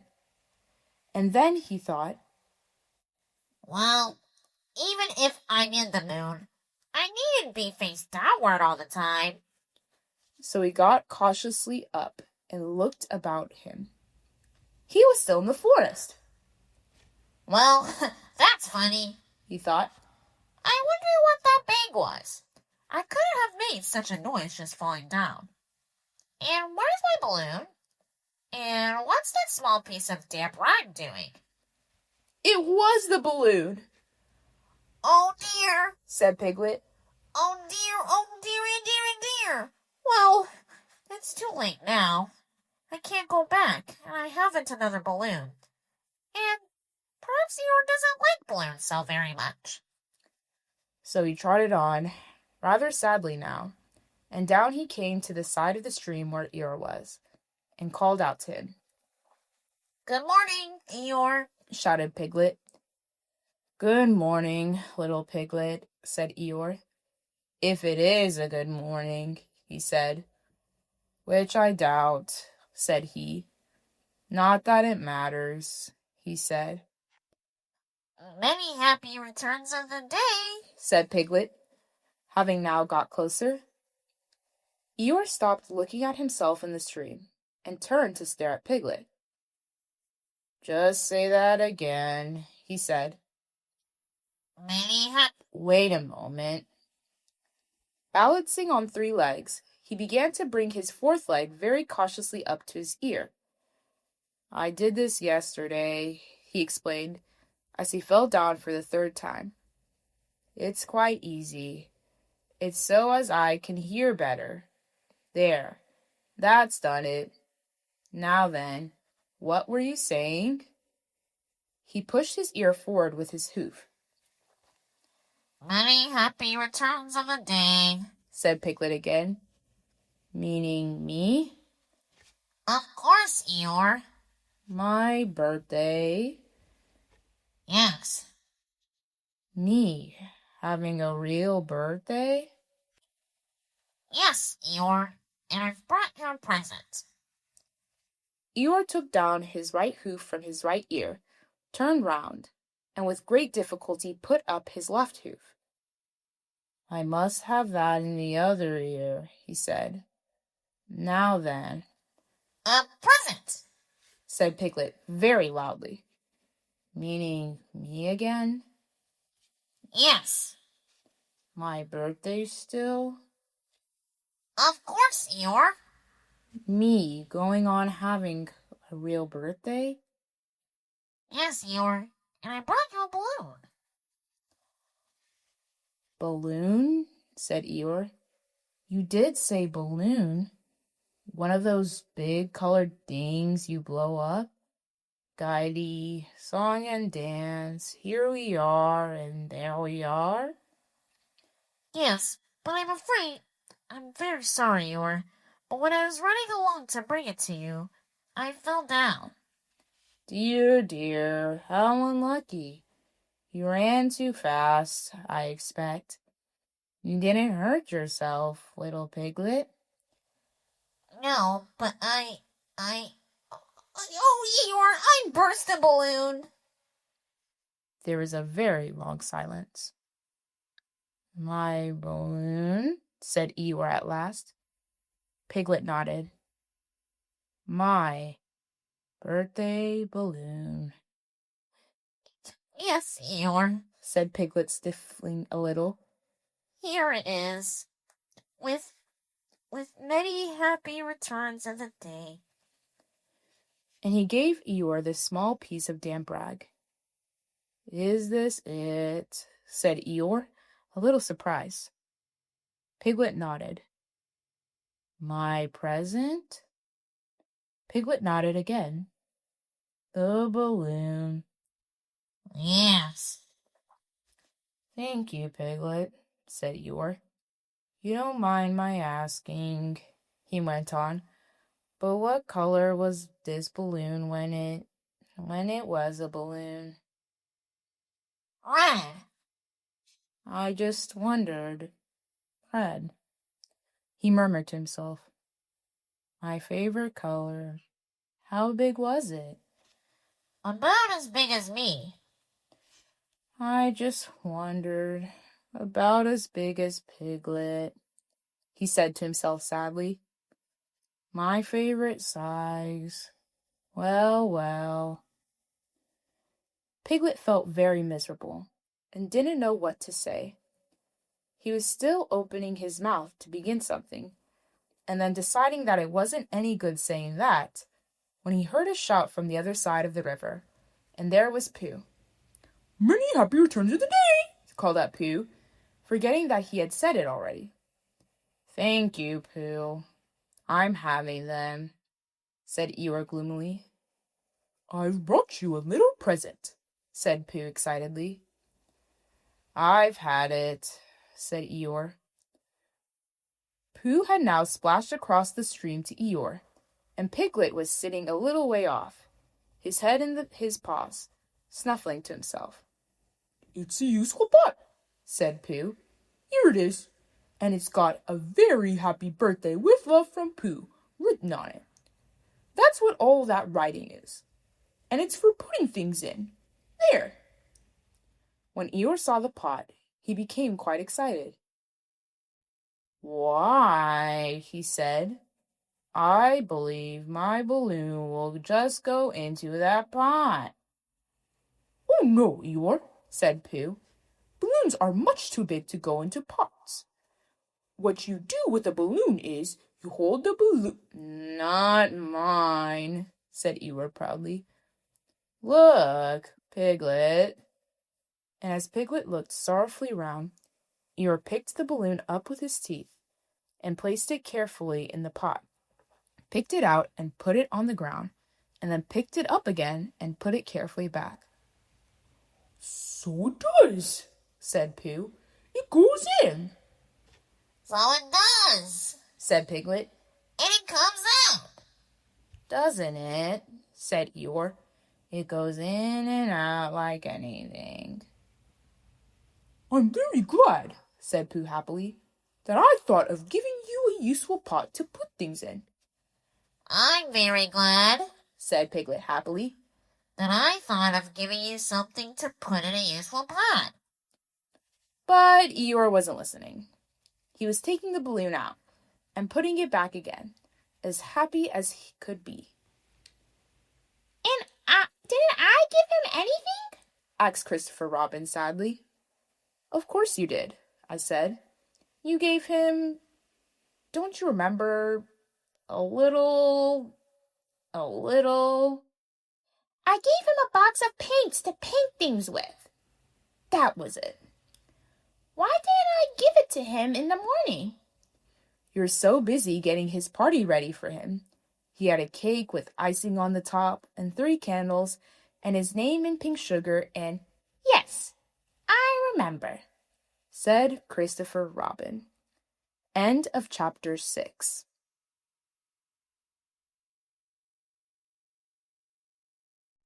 Chapter 7 of Winnie the Pooh by A. Milne, in which Kanga and Baby Roo come to the forest and Piglet has a bath. Nobody seemed to know where they came from, but there they were in the forest, Kanga and Baby Roo. When Pooh asked Christopher Robin, "How did they come here?" Christopher Robin said, in the usual way, if you know what I mean, Pooh. And Pooh, who didn't, said, "Oh."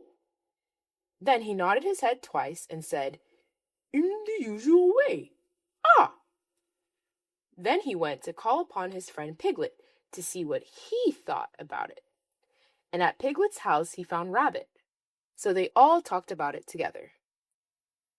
"What I don't like about it is this," said Rabbit. "Here we are, you, Pooh, and you, Piglet, and me, and suddenly—" "And Eeyore," said Pooh. "And Eeyore, and then suddenly—" "And Owl." "And Owl, and then all of a sudden—" "Oh, and Eeyore," said Pooh. "I was forgetting him." "Here we are," said Rabbit very slowly and carefully. "all of us, and then suddenly we wake up one morning and what do we find? We find a strange animal among us, an animal of whom we have never even heard before, an animal who carries her family about with her in her pocket. Suppose I carried my family about with me in my pocket. How many pockets should I want?" 16, said Piglet. 17, isn't it? Said Rabbit. And one more for a handkerchief. That's 18. 18 pockets in one suit. I haven't time. There was a long and thoughtful silence. And then Pooh, who had been frowning very hard for some minutes, said, "I make it 15. "What?" said Rabbit. 15. 15 what? Your family." "What about them?" Pooh rubbed his nose and said that he thought Rabbit had been talking about his family. "Did I?" said Rabbit carelessly. "Yes, you said—" Never mind, Pooh. said Piglet impatiently. The question is, what are we to do about Kanga? "Oh, I see," said Pooh. "The best way," said Rabbit, "would be this. The best way would be to steal Baby Roo and hide him. And then when Kanga says, 'Where's Baby Roo?' we say, 'Aha!'" "Aha!" said Pooh, practicing. "Aha! Aha! Of course," he went on. "We could say aha, even if we hadn't stolen Baby Roo." "Pooh," said Rabbit kindly, "you haven't any brain." "I know," said Pooh humbly. "We say aha so that Kanga knows that we know where Baby Roo is. Aha means we'll tell you where Baby Roo is if you promise to go away from the forest and never come back. Now don't talk while I think." Pooh went into a corner and tried saying, "Oh-ho," in that sort of voice. Sometimes it seemed to him that it did mean what Rabbit said, and sometimes it seemed to him that it didn't. "I suppose it's just practice," he thought. "I wonder if Kanga will have to practice too, so as to understand it." There's just one thing, said Piglet, fidgeting a bit. I was talking to Christopher Robin, and he said that a Kanga was generally regarded as one of the fiercer animals. I am not frightened of fierce animals in the ordinary way, but it is well known that if one of the fiercer animals is deprived of its young, it becomes as fierce as two of the fiercer animals, in which case, is perhaps a foolish thing to say. "Piglet," said Rabbit, taking out a pencil and licking the end of it, "you haven't any pluck." It is hard to be brave, said Piglet, sniffing slightly, when you're only a very small animal. Rabbit, who had begun to write very busily, looked up and said, "It is because you are a very small animal that you will be useful in the adventure before us." Piglet was so excited at the idea of being useful that he forgot to be frightened anymore. And when Rabbit went on to say that Kangas were only fierce during the winter months, being at other times of an affectionate disposition, he could hardly sit still. He was so eager to begin being useful at once. "What about me?" said Pooh sadly. "I suppose I shan't be useful?" Never mind, Pooh, said Piglet comfortingly. Another time, perhaps. "Without Pooh," said Rabbit solemnly as he sharpened his pencil, "the adventure would be impossible." "Oh!" said Piglet, and tried not to look disappointed. But Pooh went into a corner of the room and said proudly to himself, "Impossible without me! That's sort of bare."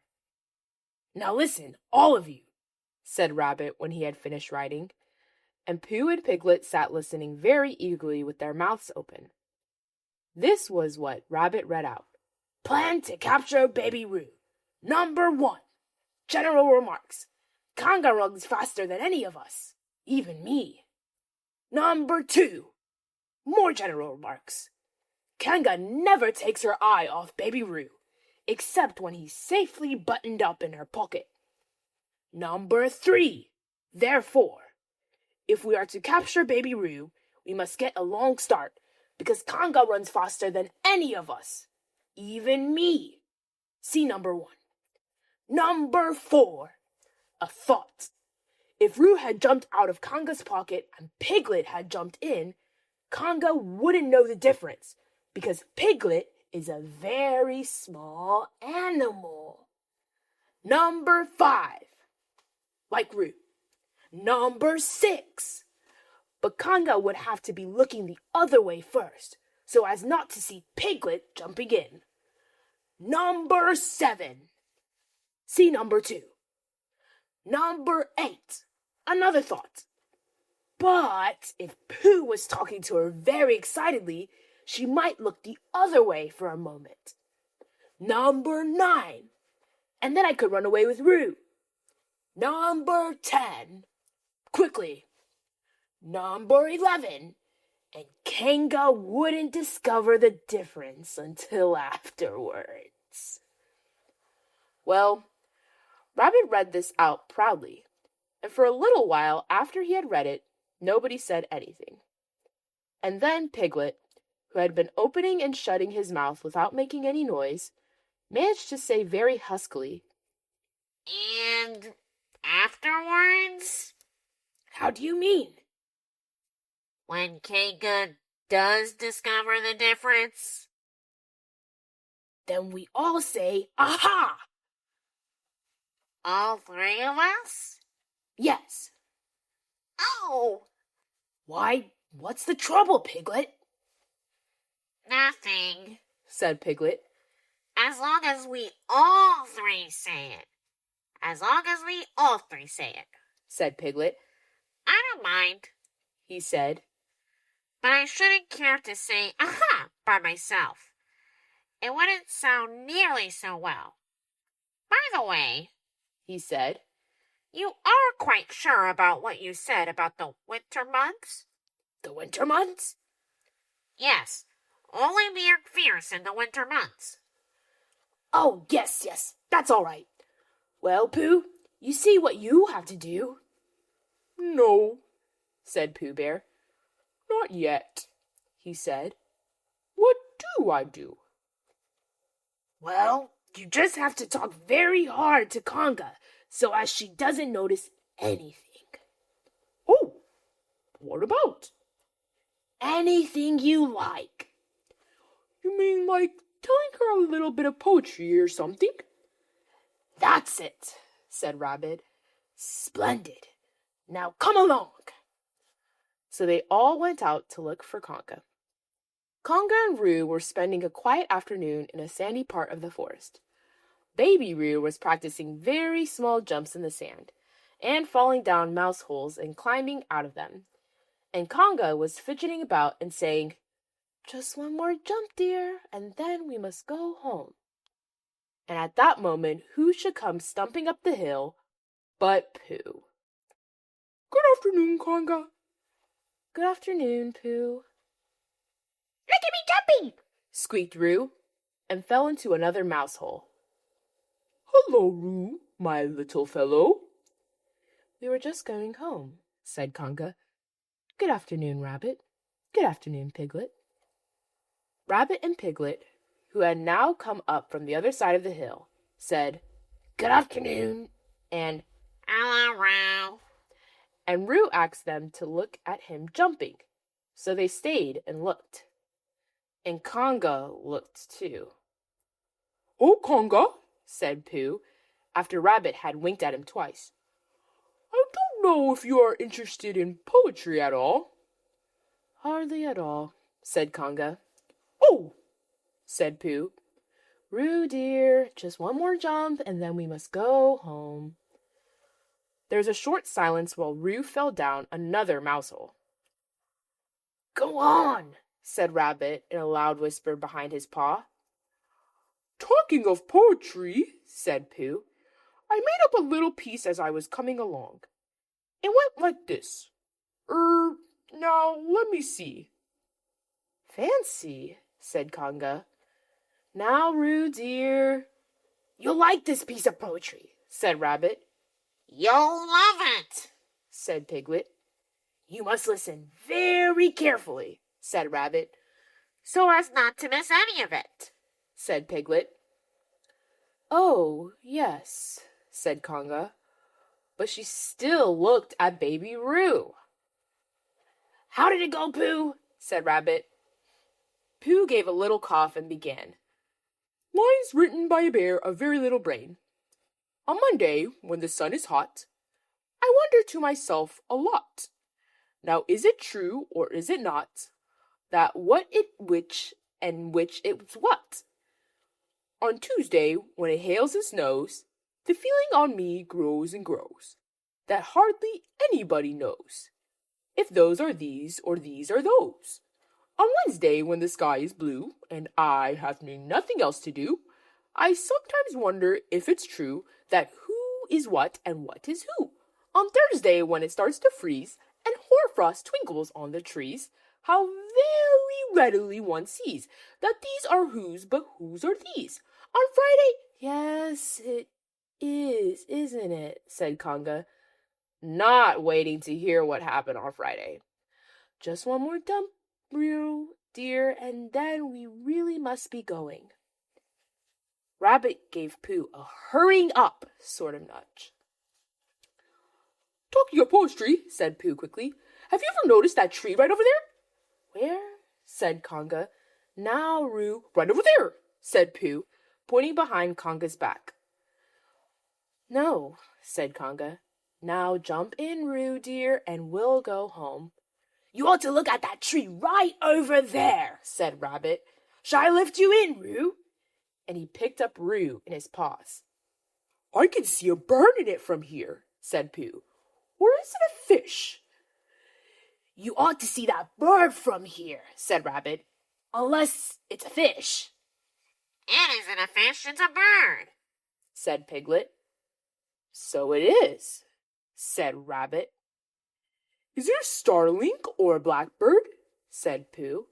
That's the whole question, said Rabbit. Is it a blackbird or a starling? And then at last, Kanga did turn her head to look.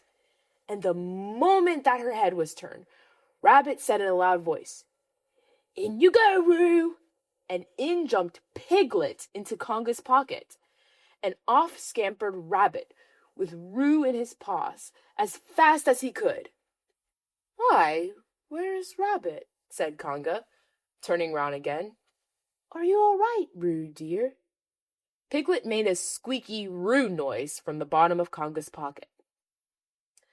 Rabbit had to go away, said Pooh. I think he thought of something he had to go and see about suddenly. And Piglet? I think Piglet thought of something at the same time. Suddenly. Well, we must be getting home, said Kanga. Goodbye, Pooh. And in 3 large jumps, she was gone. Pooh looked after her as she went. I wish I could jump like that, he thought. Some can and some can't. That's how it is. But there were moments when Piglet wished that Kanga couldn't. Often, when he had had a long walk home through the forest, he had wished that he were a bird. But now he thought jerkily to himself at the bottom of Kanga's pocket, If this is flying, I shall never really take to it. And as he went up in the air, he said, Ow! And as he came down, he said, Ow! And he was saying, Ow! Ow! Ow! All the way to Kanga's house. Of course, as soon as Kanga unbuttoned her pocket, she saw what had happened. Just for a moment, she thought she was frightened, and then she knew she wasn't, for she felt quite sure that Christopher Robin would never let any harm happen to Roo. So she said to herself, If they are having a joke with me, I will have a joke with them. Now then, Roo, dear, she said, as she took Piglet out of her pocket. Bedtime, said Piglet, as well as he could after his terrifying journey. But it wasn't a very good and Kanga didn't seem to understand what it meant. Bath first, said Kanga in a cheerful voice. Said Piglet again, looking round anxiously for the others. But the others weren't there. Rabbit was playing with Baby Roo in his own house, and feeling more fond of him every minute, and Pooh, who had decided to be a Kanga, was still at the sandy place on the top of the forest, practicing jumps. I am not at all sure, said Kanga in a thoughtful voice, that it wouldn't be a good idea to have a cold bath this evening. Would you like that, Roo, dear? Piglet, who had never really been fond of baths, shuddered a long, indignant shudder, and said in as brave a voice as he could, Kanga, I see that the time has come to speak plainly. Funny little Roo, said Kanga, as she got the bath water ready. I am not Roo, said Piglet loudly. I am Piglet. Yes, dear, yes, said Kanga soothingly, and imitating Piglet's voice too. So clever of him, she went on, as she took a large bar of yellow soap out of the cupboard. What will he be doing next? Can't you see? Shouted Piglet. Haven't you got eyes? Look at me!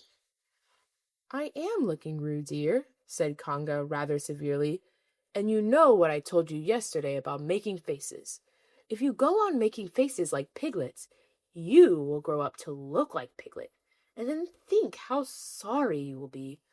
Now then, into the bath, and don't let me have to speak to you about it again. Before he knew where he was, Piglet was in the bath, and Kanga was scrubbing him firmly with a large lathery flannel. Cried Piglet. Let me out! I'm Piglet! Don't open the mouth, dear, or the soap goes in, said Kanga. There, what did I tell you? You did it on purpose, spluttered Piglet, as soon as he could speak again, and then accidentally had another mouthful of lathery flannel. That's right, dear. Don't say anything, said Kanga, and in another minute Piglet was out of the bath and being rubbed dry with a towel. Now, said Kanga, there's your medicine, and then bed. What medicine? Said Piglet. To make you grow big and strong, dear. You don't want to grow up small and weak like Piglet, do you? Well then. At that moment there was a knock at the door. Come in, said Kanga, and in came Christopher Robin. Christopher Robin! Christopher Robin! Cried Piglet. Don't call me who I am! She keeps saying I'm Roo! I'm not Roo, am I? Christopher Robin looked at him very carefully and shook his head. You can't be Roo, he said, because I've just seen Roo playing in Rabbit's house. Well, said Kanga, fancy that! Fancy my making a mistake like that. There you are, said Piglet. I told you, I'm Piglet. Christopher Robin shook his head again. Oh, you're not Piglet, he said. I know Piglet well, and he's quite a different color. Piglet began to say that this was because he had just had a bath, and then he thought that perhaps he wouldn't say that, and as he opened his mouth to say something else, Kanga slipped the medicine spoon in, and then patted him on the back and told him that it was really quite a nice taste when you got used to it. I knew it wasn't Piglet, said Kanga. I wonder who it can be. Perhaps some relation of Pooh's, said Christopher Robin. What about a nephew or an uncle or something? Kanga agreed that this was probably what it was, and said that they would have to call it by some name. I shall call it Poodle, said Christopher Robin. Henry Poodle for short. And just when it was decided, Henry Poodle wriggled out of Kanga's arms and jumped to the ground. To his great joy, Christopher Robin had let the door open. Never had Henry Poodle Piglet run so fast as he ran then, and he didn't stop running until he had got quite close to his house. But when he was 100 yards away, he stopped running and rolled the rest of the way home, so as to get his own nice, comfortable color again. So Kanga and Roo stayed in the forest, and every Tuesday Roo spent the day with his great friend Rabbit, and every Tuesday Kanga spent the day with her great friend Pooh, teaching him to jump, and every Tuesday Piglet spent the day with his great friend Christopher Robin. So they were all happy again. End of chapter 7.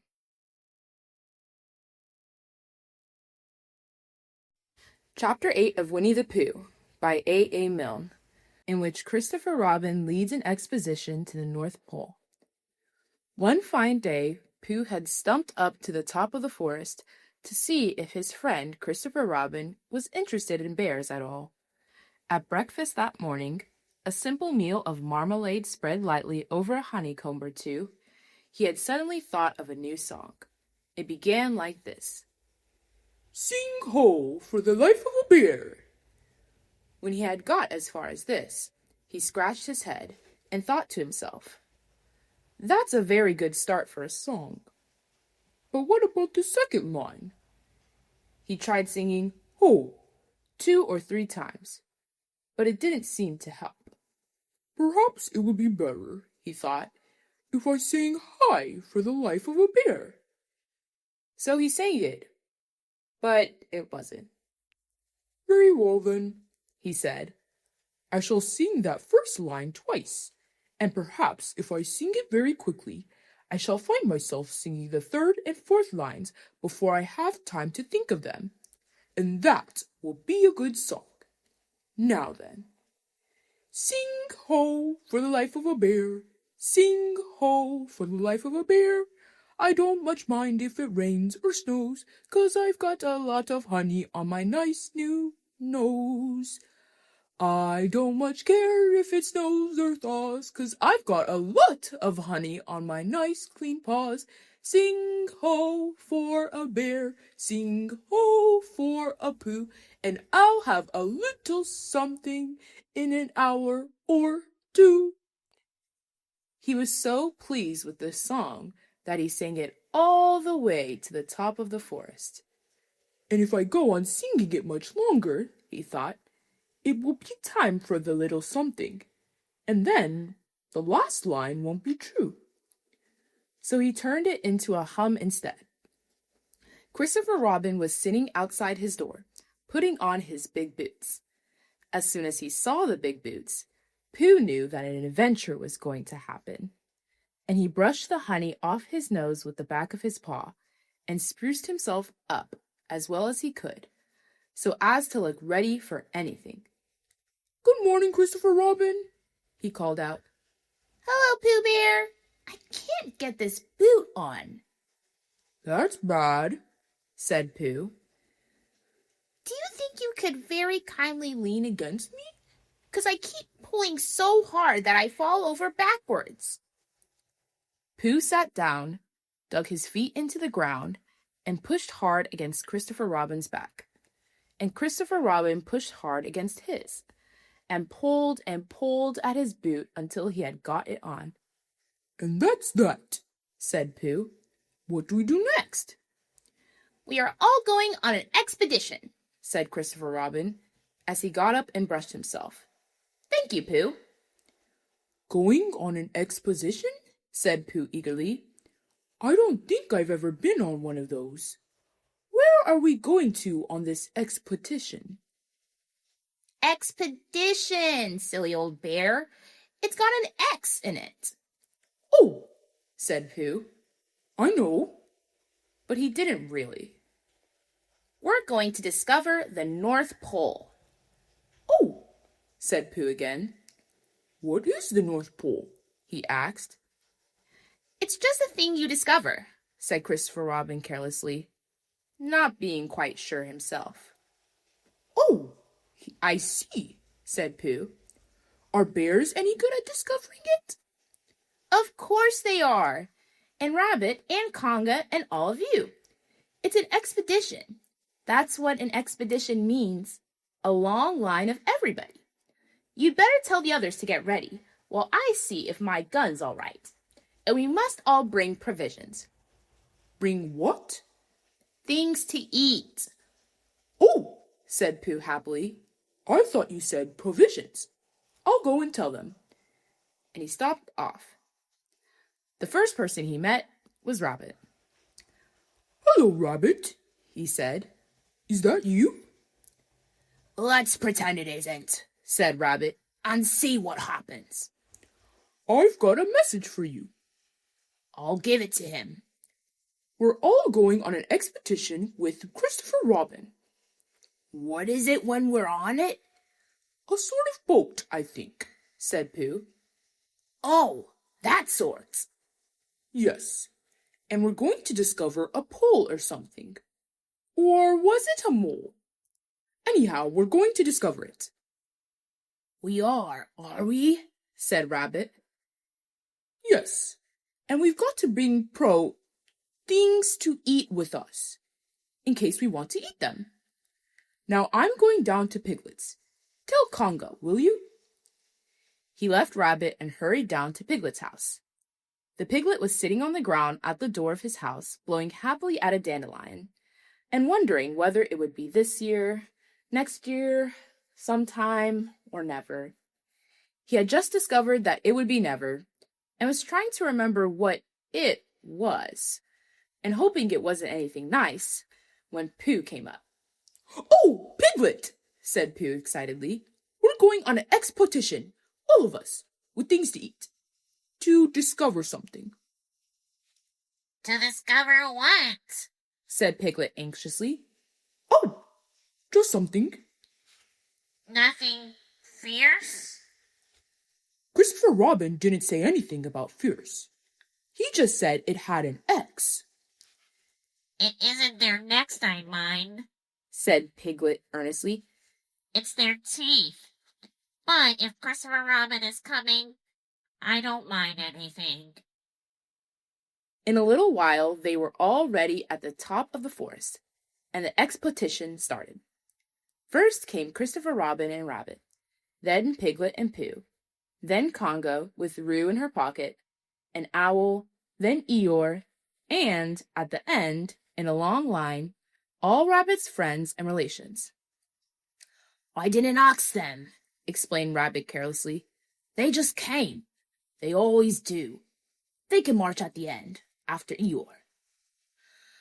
"What I say," said Eeyore, "is that it's unsettling. I didn't want to come on this expo, what Pooh said. I only came to oblige.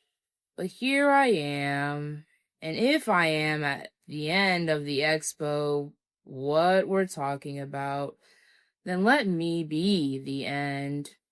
But if every time I want to sit down for a little rest, I have to brush away half a dozen of Rabbit's smaller friends and relations first, then this isn't an expo, whatever it is, at all.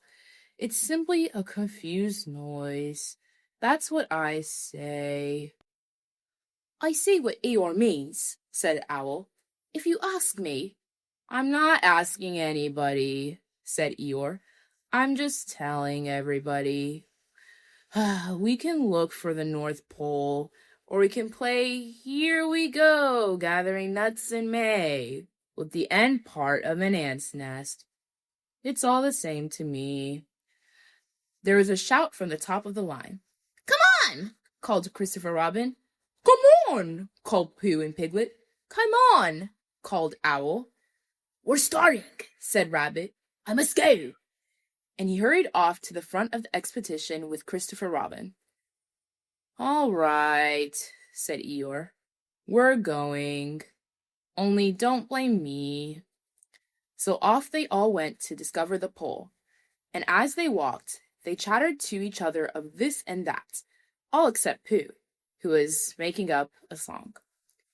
"This is the first verse," he said to Piglet when he was ready with it. First verse of what? "My song. What song? This one." Which one? "Well, if you listen, Piglets, you'll hear it." How do you know I'm not listening? Pooh couldn't answer that one. So he began to sing. "They all went off to discover the pole, Owl and Piglet and Rabbit and all. It's a thing you discover, as I've been told, by Owl and Piglet and Rabbit and all. Eeyore, Christopher, Robin, and Pooh, and Rabbit's relations all went too, and where the pole was none of them knew. Sing hey for Owl and Rabbit and all." "Hush," said Christopher Robin, turning round to Pooh. "We're just coming to a dangerous place." "Hush," said Pooh, turning round quickly to Piglet. Hush, said Piglet to Kanga. "Hush," said Kanga to Owl, while Roo said, "Hush, hush," several times to himself very quickly. "Hush," said Owl to Eeyore. "Hush," said Eeyore in a terrible voice to all Rabbit's friends and relations. And "hush," they said hastily to each other all down the line, until it got to the last one of all. And the last and smallest friend and relation was so upset to find that the whole expedition was saying "hush" to him, that he buried himself head downwards in a crack in the ground, and stayed there for 2 days until the danger was over, and then went home in a great hurry, and lived quietly with his aunt ever afterwards. His name was Alexander Beetle. They had come to a stream which twisted and tumbled between high rocky banks, and Christopher Robin saw at once how dangerous it was. "It's just the place," he explained, "for an ambush." "What sort of bush?" whispered Pooh to Piglet. "A gorse bush?" "My dear Pooh," said Owl in his superior way, "don't you know what an ambush is?" Owl, said Piglet, looking round at him severely. Pooh's whisper was a perfectly private whisper, and there was no need An ambush, said Owl, is a sort of surprise. So is a gorse bush sometimes, Said Pooh. An ambush, as I was about to explain to Pooh, Said Piglet. is a sort of surprise. If people jump out at you suddenly, that's an ambush, said Owl. It's an ambush, Pooh, when people jump at you suddenly, Explained Piglet. Pooh, who now knew what an ambush was, said that a gorse bush had sprung at him suddenly one day when he fell off a tree, and he had taken 6 days to get all the prickles out of himself. We are not talking about gorse bushes, said Owl a little crossly. I am, Said Pooh. They were climbing very cautiously up the stream now, going from rock to rock, and after they had gone a little way, they came to a place where the banks widen out at each side, so that on each side of the water there is a level strip of grass on which they could sit down and rest. As soon as he saw this, Christopher Robin called, "Halt!" and they all sat down and rested. I think, Said Christopher Robin, that we ought to eat all our provisions now, so that we shan't have so much to carry. eat all our what? said Pooh. All that we've wrapped. Said Piglet, getting to work. That's a good idea. Said Pooh, and he got to work too. Have you all got something? Asked Christopher Robin with his mouth full. All except me, said Eeyore, as usual. He looked round at them in his melancholy way. I suppose none of you are sitting on a thistle by any chance? I believe I am, Said Pooh. Oh! He got up and looked behind him. Yes, I was. I thought so. Thank you, Pooh. If you've quite finished with it. He moved a rock across to Pooh's place and began to eat. It don't do them any good, you know, sitting on them. He went on as he looked up, munching. Takes all the life out of them. Remember that another time, all of you. A little consideration, a little thought for others makes all the difference. As soon as he had finished his lunch, Christopher Robin whispered to Rabbit, and Rabbit said, Yes, yes, of course. And they walked a little way up the stream together. I didn't want the others to hear, said Christopher Robin. Quite so, said Rabbit, looking important. I wondered, it's only, Rabbit, I suppose you don't know. What does the North Pole look like? Well, said Rabbit, stroking his whiskers, now you're asking me.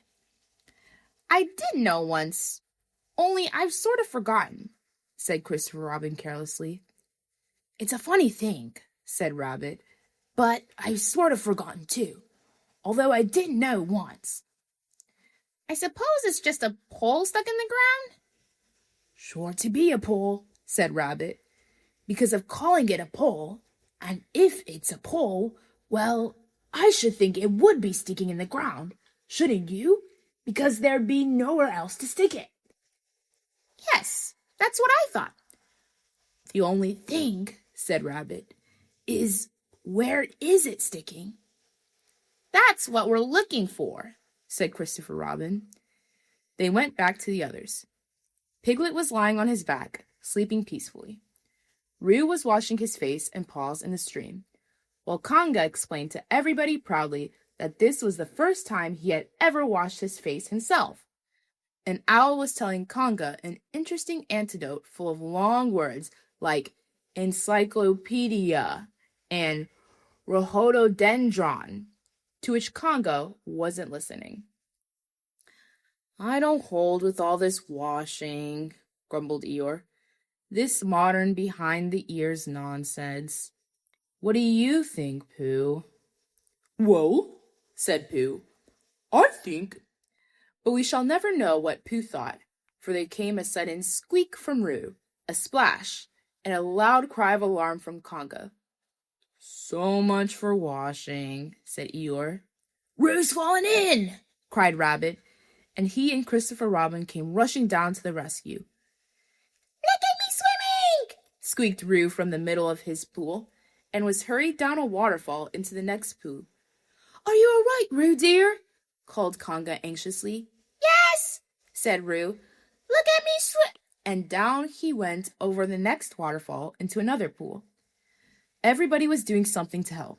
Piglet, wide awake suddenly, was jumping up and down and making Oh, I see. noises. Owl was explaining that in a case of sudden and temporary immersion, the important thing was to keep the head above water. Kanga was jumping along the bank, saying, Are you sure you're all right, Roo, dear? To which Roo, from whatever pool he was in at the moment, was answering, Look at me swimming! Eeyore had turned round and hung his tail over the first pool into which Roo fell, and with his back to the accident was grumbling quietly to himself and saying, All this washing, but catch on to my tail, little Roo, and you'll be all right. And Christopher Robin and Rabbit came hurrying past Eeyore and were calling out to the others in front of them. All right, Roo, I'm coming, called Christopher Robin. Get something across the stream lower down, some of you fellows, called Rabbit. But Pooh was getting something. 2 pools below Roo, he was standing with a long pole in his paws, and Kanga came up and took one end of it, and between them they held it across the lower part of the pool, and Roo, still bubbling proudly, Look at me swimming! Drifted up against it, and climbed out. Did you see me swimming? Squeaked Roo excitedly, while Kanga scolded him and rubbed him down. Pooh, did you see me swimming? That's called swimming. What I was doing. Rabbit, did you see what I was doing? Swimming. Hello, Piglet. I say, Piglet, what do you think I was doing? Swimming. Christopher Robin, did you see me? But Christopher Robin wasn't listening. He was looking at Pooh. Pooh, he said, where did you find that pole? Pooh looked at the pole in his hands. I just found it, he said. I thought it ought to be useful. I just picked it up. Pooh, said Christopher Robin solemnly. The expedition is over. You found the North Pole. Oh, said Pooh. Eeyore was sitting with his tail in the water when they all got back to him. Tell Roo to be quick, somebody, he said. My tail's getting cold. I don't want to mention it, but I just mention it. I don't want to complain, but there it is. My tail's cold. Here I am, squeaked Roo. Oh, there you are. Did you see me swimming? Eeyore took his tail out of the water and swished it from side to side. As I expected, he said. Lost all feeling. Numbed it. That's what it's done. Numbed it. Well, as long as nobody minds, I suppose it's all right. Poor old Eeyore. I'll dry it for you, said Christopher Robin, and he took out his handkerchief and rubbed it up. Thank you, Christopher Robin. You're the only one who seems to understand about tails. They don't think. That's what's the matter with some of these others. They've no imagination. A tail isn't a tail to them. It's just a little bit extra at the back. Never mind, Eeyore, said Christopher Robin, rubbing his hardest. Is that better? It's feeling more like a tail, perhaps. It belongs again, if you know what I mean. Hello, Eeyore, said Pooh, coming up to them with his pole. Hello, Pooh. Thank you for asking, but I shall be able to use it again in a day or two. Use what? What we are talking about. I wasn't talking about anything, said Pooh, looking puzzled. My mistake again. I thought you were saying how sorry you were about my tail, being all numb, and could you do anything to help? No, said Pooh. That wasn't me, he said. He thought for a little and then suggested helpfully. Perhaps it was somebody else. Well, Thank him for me when you see him. Pooh looked anxiously at Christopher Robin. Pooh's found the North Pole, said Christopher Robin. Isn't that lovely? Pooh looked modestly down. Is that it? Said Eeyore. Yes, said Christopher Robin. Is that what we're looking for? Yes, said Pooh. Oh, said Eeyore. Well, anyhow, it didn't rain, he said. They stuck the pole in the ground, and Christopher Robin tied a message onto it. North Pole, discovered by Pooh. Pooh found it. Then they all went home again, and I think, but I am not quite sure, that Roo had a hot bath and went straight to bed. But Pooh went back to his own house, and feeling very proud of what he had done, had a little something to revive himself. End of chapter 8.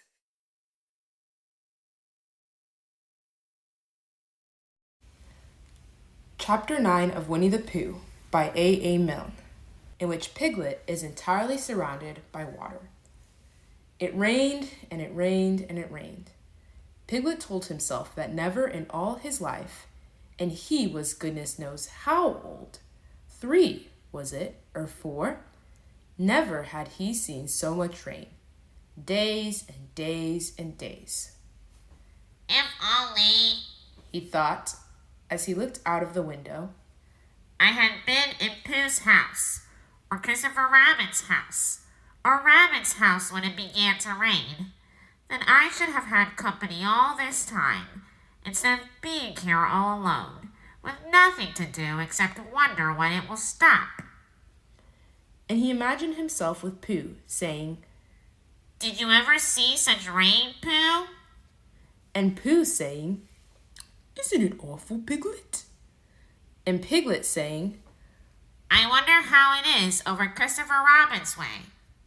and Pooh saying, I should think poor old Rabbit is about flooded out by this time.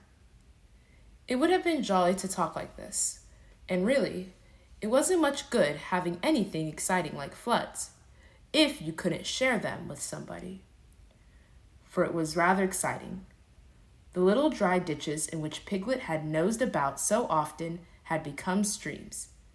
The little streams across which he had splashed were rivers, and the river, between whose steep banks they had played so happily, had sprawled out of its own bed and was taking up so much room everywhere that Piglet was beginning to wonder whether it would be coming into his bed soon. It's a little anxious, He said to himself, to be a very small animal entirely surrounded by water.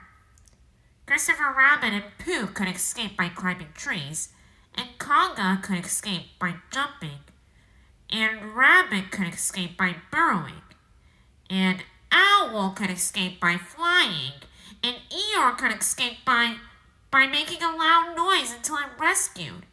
And here am I, surrounded by water, and I can't do anything. It went on raining, and every day the water got a little higher, until now it was nearly up to Piglet's window, and still he hadn't done anything. There's Pooh. He thought to himself, Pooh hasn't much brain, but he never comes to any harm. He does silly things and they turn out right. There's Owl. Owl hasn't exactly got brain, but he knows things.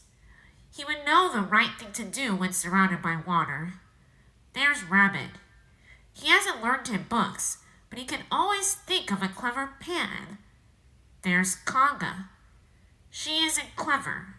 Kanga isn't.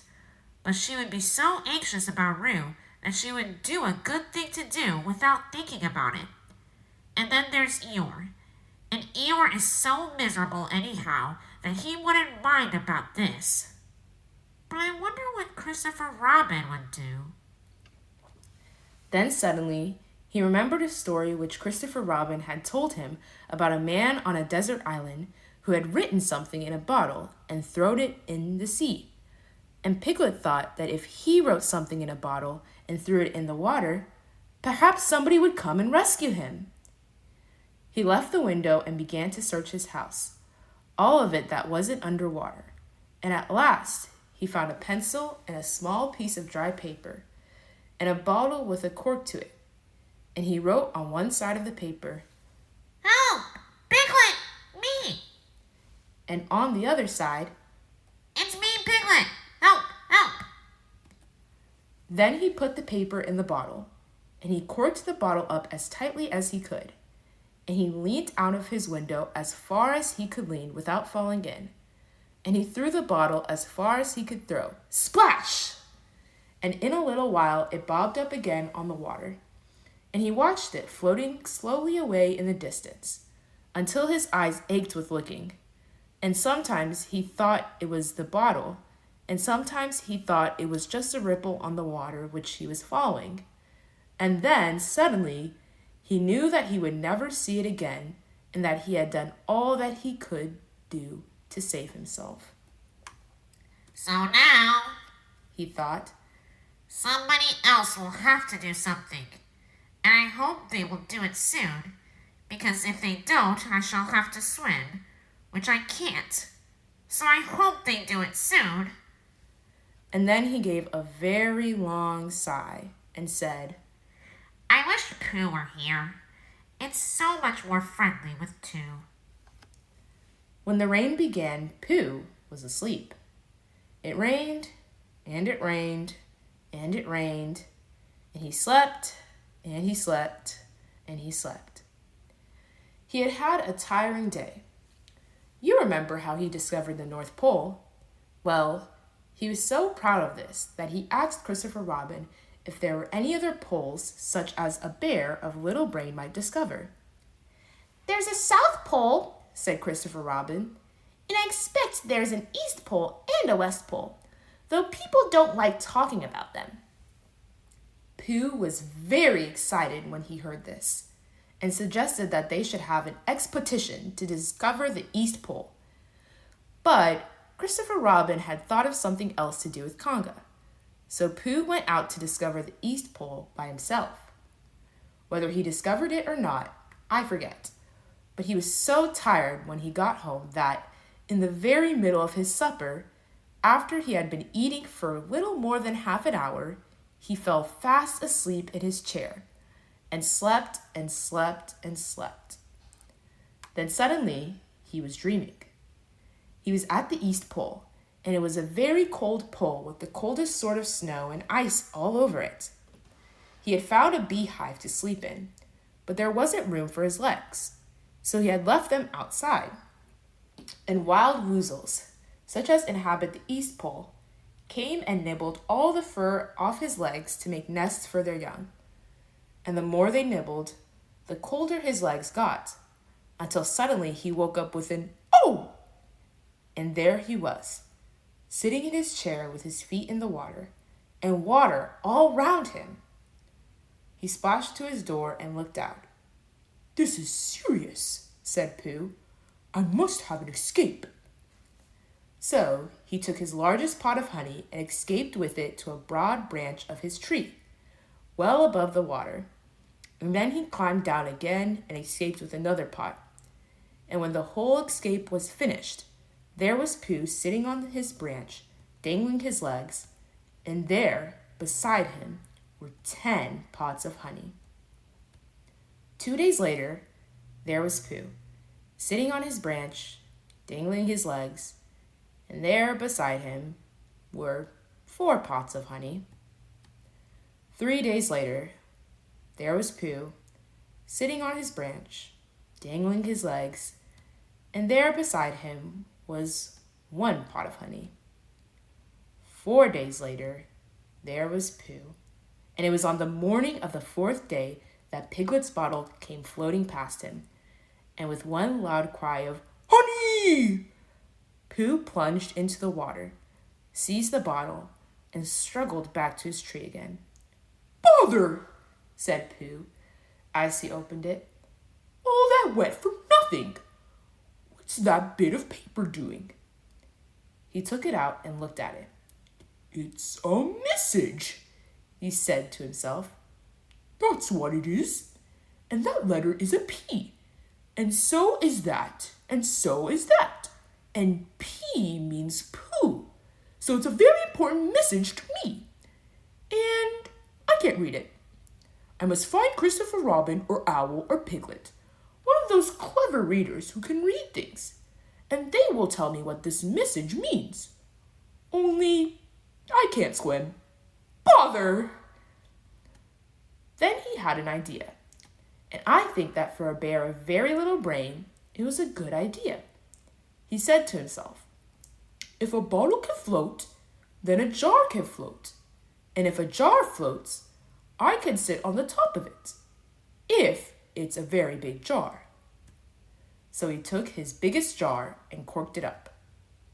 All boats have to have a name, he said. So I shall call mine the Floating Bear. And with these words, he dropped his boat into the water and jumped in after it. For a little while, Pooh and the floating bear were uncertain as to which of them was meant to be on the top. But after trying 1 or 2 different positions, they settled down with the floating bear underneath and Pooh triumphantly astride it, paddling vigorously with his feet. Christopher Robin lived at the very top of the forest. It rained, and it rained, and it rained, but the water couldn't come up to his house. It was rather jolly to look down into the valleys and see the water all around him, but it rained so hard that he stayed indoors most of the time and thought about things. Every morning he went out with his umbrella and put a stick in the place where the water came up to.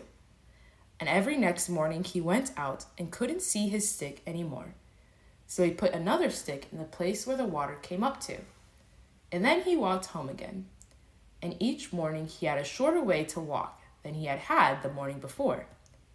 On the morning of the 5th day, he saw the water all round him and knew that for the first time in his life, he was on a real island, which was very exciting. It was on this morning that Owl came flying over the water to say, "How do you do?" to his friend Christopher Robin. I say, Owl, said Christopher Robin, isn't this fun? I'm on an island. The atmospheric conditions have been very unfavorable lately, said Owl. The what? It has been raining, explained Owl. Yes, said Christopher Robin. it has. The flood level has reached an unprecedented height. The who? There's a lot of water about, explained Owl. Yes, said Christopher Robin. there is. However, the prospects are rapidly becoming more favorable. At any moment... Have you seen Pooh? No.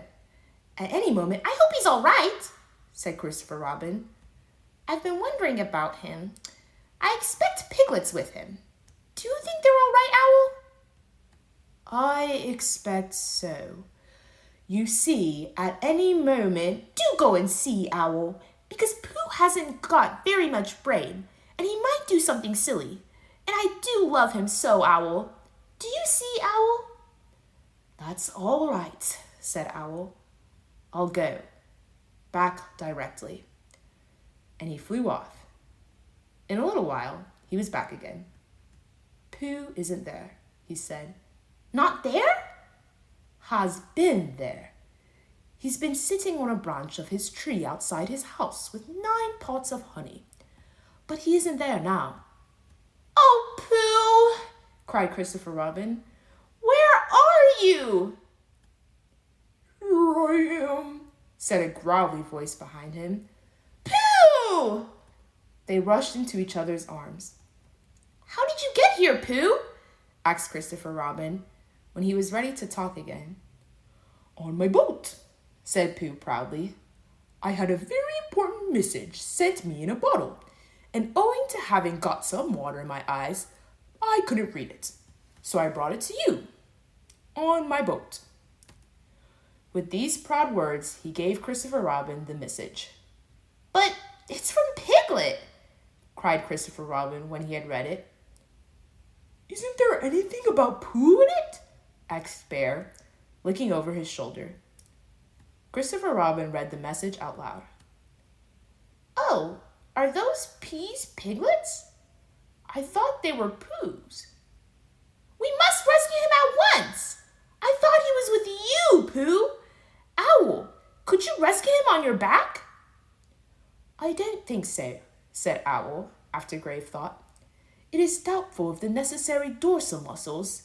Then would you fly to him at once and say that rescue is coming? And Pooh and I will think of a rescue and come as quick as ever we can. Oh, don't talk, Owl. Go on quick. And, still thinking of something to say, Owl flew off. Now then, Pooh, said Christopher Robin, where's your boat? I ought to say, explained Pooh as they walked down to the shore of the island, that it isn't just an ordinary sort of boat. Sometimes it's a boat, and sometimes it's more of an accident. It all depends. Depends on what? On whether I'm on the top of it or underneath it. Oh, well, where is it? There, said Pooh, pointing proudly to the floating bear. It wasn't what Christopher Robin expected, and the more he looked at it, the more he thought what a brave and clever bear Pooh was. And the more Christopher Robin thought this, the more Pooh looked modestly down his nose and tried to pretend he wasn't. But it's too small for two of us, said Christopher Robin sadly. 3 of us with Piglet. That makes it smaller still. Oh, Pooh Bear, what shall we do? And then this bear, Pooh Bear, Winnie the Pooh, FOP, friend of piglets, RC, rabbit's companion, PD, pole discovery, EC and TF, year's comforter and tail finder. In fact, Pooh himself said something so clever that Christopher Robin could only look at him with mouth open and eyes staring, wondering if this was really the bear of very little brain whom he had known and loved so long. We might go in your umbrella, said Pooh. We might go in your umbrella, said Pooh. We might go in your umbrella, said Pooh. For suddenly, Christopher Robin saw that they might. He opened his umbrella and put it point downwards in the water. It floated but wobbled. Pooh got in. He was just beginning to say that it was all right now, when he found that it wasn't. So after a short drink, which he didn't really want, he waded back to Christopher Robin. Then they both got in together, and it wobbled no longer. I shall call this boat the Brain of Pooh, said Christopher Robin. And the Brain of Pooh set sail forthwith in a southwesterly direction, revolving gracefully. You can imagine Piglet's joy when at last the ship came in sight of him. And after years, he'd like to think that he had been in very great danger during the terrible flood. But the only danger he had really been in was in the last half hour of his imprisonment, when Owl, who had just flown up, sat on a branch of his tree to comfort him, and told him a very long story about an aunt who had once laid a seagull's egg by mistake. And the story went on, rather like this sentence, until Piglet, who was listening out of his window without much hope, went to sleep quietly and naturally, slipping slowly out of the window towards the water until he was only hanging on by his toes. At which moment, luckily, a sudden loud squawk from Owl, which was really part of the story, being what his aunt said, woke the piglet up and just gave him time to jerk himself back into safety and say, How interesting. And did she? When, well, you can imagine his joy when at last he saw the good ship, Brain of Pooh, Captain C. Robin, First Mate P. Bear, coming over the sea to rescue him. Christopher Robin and Pooh again. And that is really the end of the story. And I am very tired after that last sentence. I think I shall stop there. End of chapter 9.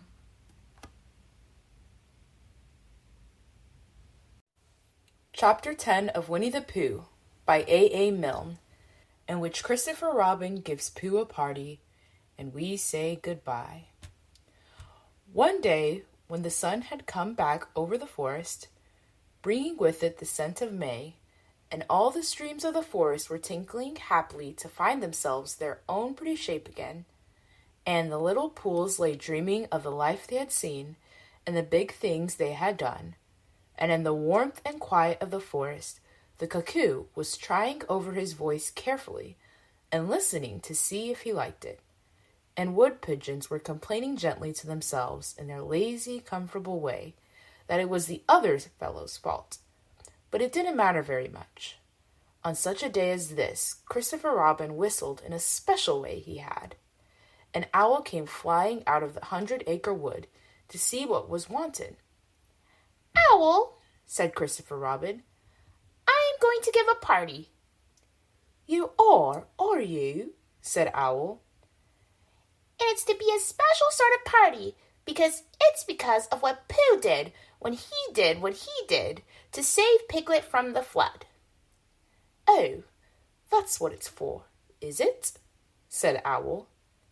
Yes. So will you tell Pooh as quickly as you can and all the others, because it will be tomorrow. Oh, it will it? Said Owl, still being as helpful as possible. So will you go and tell them, Owl? Owl tried to think of something very wise to say, but couldn't. So he flew off to tell the others. And the first person he told was Pooh. Pooh, he said, Christopher Robin is giving a party. Oh, said Pooh.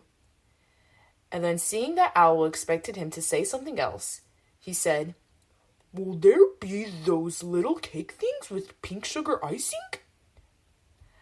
Owl felt that it was rather beneath him to talk about little cake things with pink sugar icing. So he told Pooh exactly what Christopher Robin had said, and flew off to Eeyore. A party? For me? Thought Pooh to himself. How grand! And he began to wonder if all the other animals would know that it was a special Pooh party, and if Christopher Robin had told them about the floating bear, and the brain of Pooh, and all the wonderful ships he had invented and sailed on. And he began to think how awful it would be if everybody had forgotten about it, and nobody quite knew what the party was for. And the more he thought like this, the more the party got muddled in his mind, like a dream when nothing goes right. And the dream began to sing itself over in his head until it became a sort of song. It was an anxious Pooh song. 3 cheers for Pooh. For who? For Pooh. Why? What did he do? I thought you knew. He saved his friend from a wetting. 3 cheers for Bear. For where? For Bear. He couldn't swim, but he rescued him. He rescued who? Oh, listen, do. I'm talking of Pooh. Of who? Of Pooh. I'm sorry. I keep forgetting. Well, Pooh was a bear of enormous brain. Just say it again. Of enormous brain. Of enormous what? Well, he ate a lot, and I don't know if he could swim or not, but he managed to float on a sort of boat. On a sort of what? Well, a sort of pot. So now let's give him 3 hearty cheers. So now let's give him 3 hearty witches? And hope he'll be with us for years and years, and grow in health and wisdom and riches. 3 cheers for Pooh. For who? For Pooh. 3 cheers for Bear. For where? For Bear. 3 cheers for the wonderful Winnie the Pooh. Just tell me, somebody, what did he do? While this was going on inside him, Owl was talking to Eeyore. Eeyore, said Owl, Christopher Robin is giving a party. Very interesting, said Eeyore. I suppose they will be sending me down the odd bits which got trodden on. Kind and thoughtful. Not at all. Don't mention it. There is an invitation for you. What's that like? An invitation. Yes, I heard you. Who dropped it? There isn't anything to eat. It's asking you to the party. Tomorrow. Eeyore shook his head slowly. You mean Piglet, the little fellow with the excited ears? That's Piglet. I'll tell him. No, said Owl, getting quite fussy. It's you. Are you sure? Of course I'm sure. Christopher Robin said all of them. Tell all of them. All of them, except Eeyore. All of them, said Owl sulkily. Ah, said Eeyore. A mistake, no doubt. But still, I shall come. Only don't blame me if it rains. But it didn't rain. Christopher Robin had made a long table out of some long pieces of wood, and they all sat round it. Christopher Robin sat at one end, and Pooh sat at the other, and between them on one side were Owl and Eeyore and Piglet, and between them on the other side were Rabbit and Roo and Kanga. And all Rabbit's friends and relations spread themselves about on the grass, and waited hopefully in case anybody spoke to them, or dropped anything, or asked them the time. It was the first party to which Roo had ever been, and he was very excited. As soon as ever they had sat down, he began to talk. Hello, Pooh, he squeaked. Hello, Roo, said Pooh. Roo jumped up and down in his seat for a little while, and then began again. Hello, Piglet, he squeaked. Piglet waved a paw at him, being too busy to say anything. Hello, Eeyore, said Roo. Eeyore nodded gloomily at him. It will rain soon. You see if it doesn't, he said. Roo looked to see if it didn't, and it didn't. So he said, Hello, Owl. And Owl said, Hello, my little fellow, in a kindly way, and went on telling Christopher Robin about an accident which had nearly happened to a friend of his, whom Christopher Robin didn't know. And Kanga said to Roo, Drink up your milk first, dear, and talk afterwards. So Roo, who was drinking his milk, tried to say that he could do both at once, and had to be patted on the back and dried for quite a long time afterwards. When they had all nearly eaten enough, Christopher Robin banged on the table with his spoon, and everybody stopped talking and was very silent, except Roo, who was just finishing a loud attack of hiccups and trying to look as if it was one of Rabbit's relations. This party, said Christopher Robin, is a party because of what someone did, and we all know who it was, and it's his party because of what he did, and I've got a present for him, and here it is. Then he felt about a little and whispered, Where is it? While he was looking, Eeyore coughed in an impressive way and began to speak. Friends, he said, including oddments, it is a great pleasure, or perhaps I had better say it has been a pleasure so far to see you at my party. What I did was nothing. Any of you, except Rabbit and Owl and Kanga, would have done the same. Oh, and Pooh.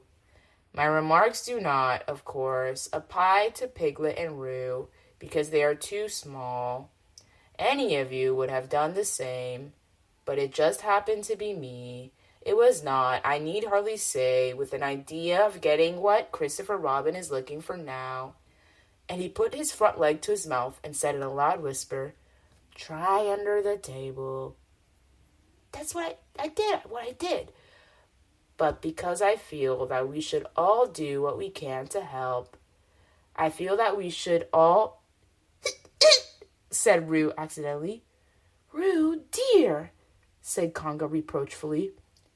Was it me? Asked Roo, a little surprised. What's Eeyore talking about? Piglet whispered to Pooh. I don't know, Said Pooh rather dolefully. I thought this was your party. I thought it was once, but I suppose it isn't. I'd sooner it was yours than Eeyore's, Said Piglet. So would I. Said Pooh. Said Roo again. As I was saying, said Eeyore loudly and sternly. As I was saying, when I was interrupted by various loud sounds, I feel that... Here it is, cried Christopher Robin excitedly. Pass it down to silly old Pooh. It's for Pooh. For Pooh, said Eeyore. Of course it is. The best bear in all the world. I might have known, said Eeyore. After all, one can't complain. I have my friends. Somebody spoke to me only yesterday, and it was last week or the week before that Rabbit bumped into me and said, Bother! The social round. Always something going on. Nobody was listening, for they were all saying, Open it, Pooh. What is it, Pooh? I know what it is. No, you don't.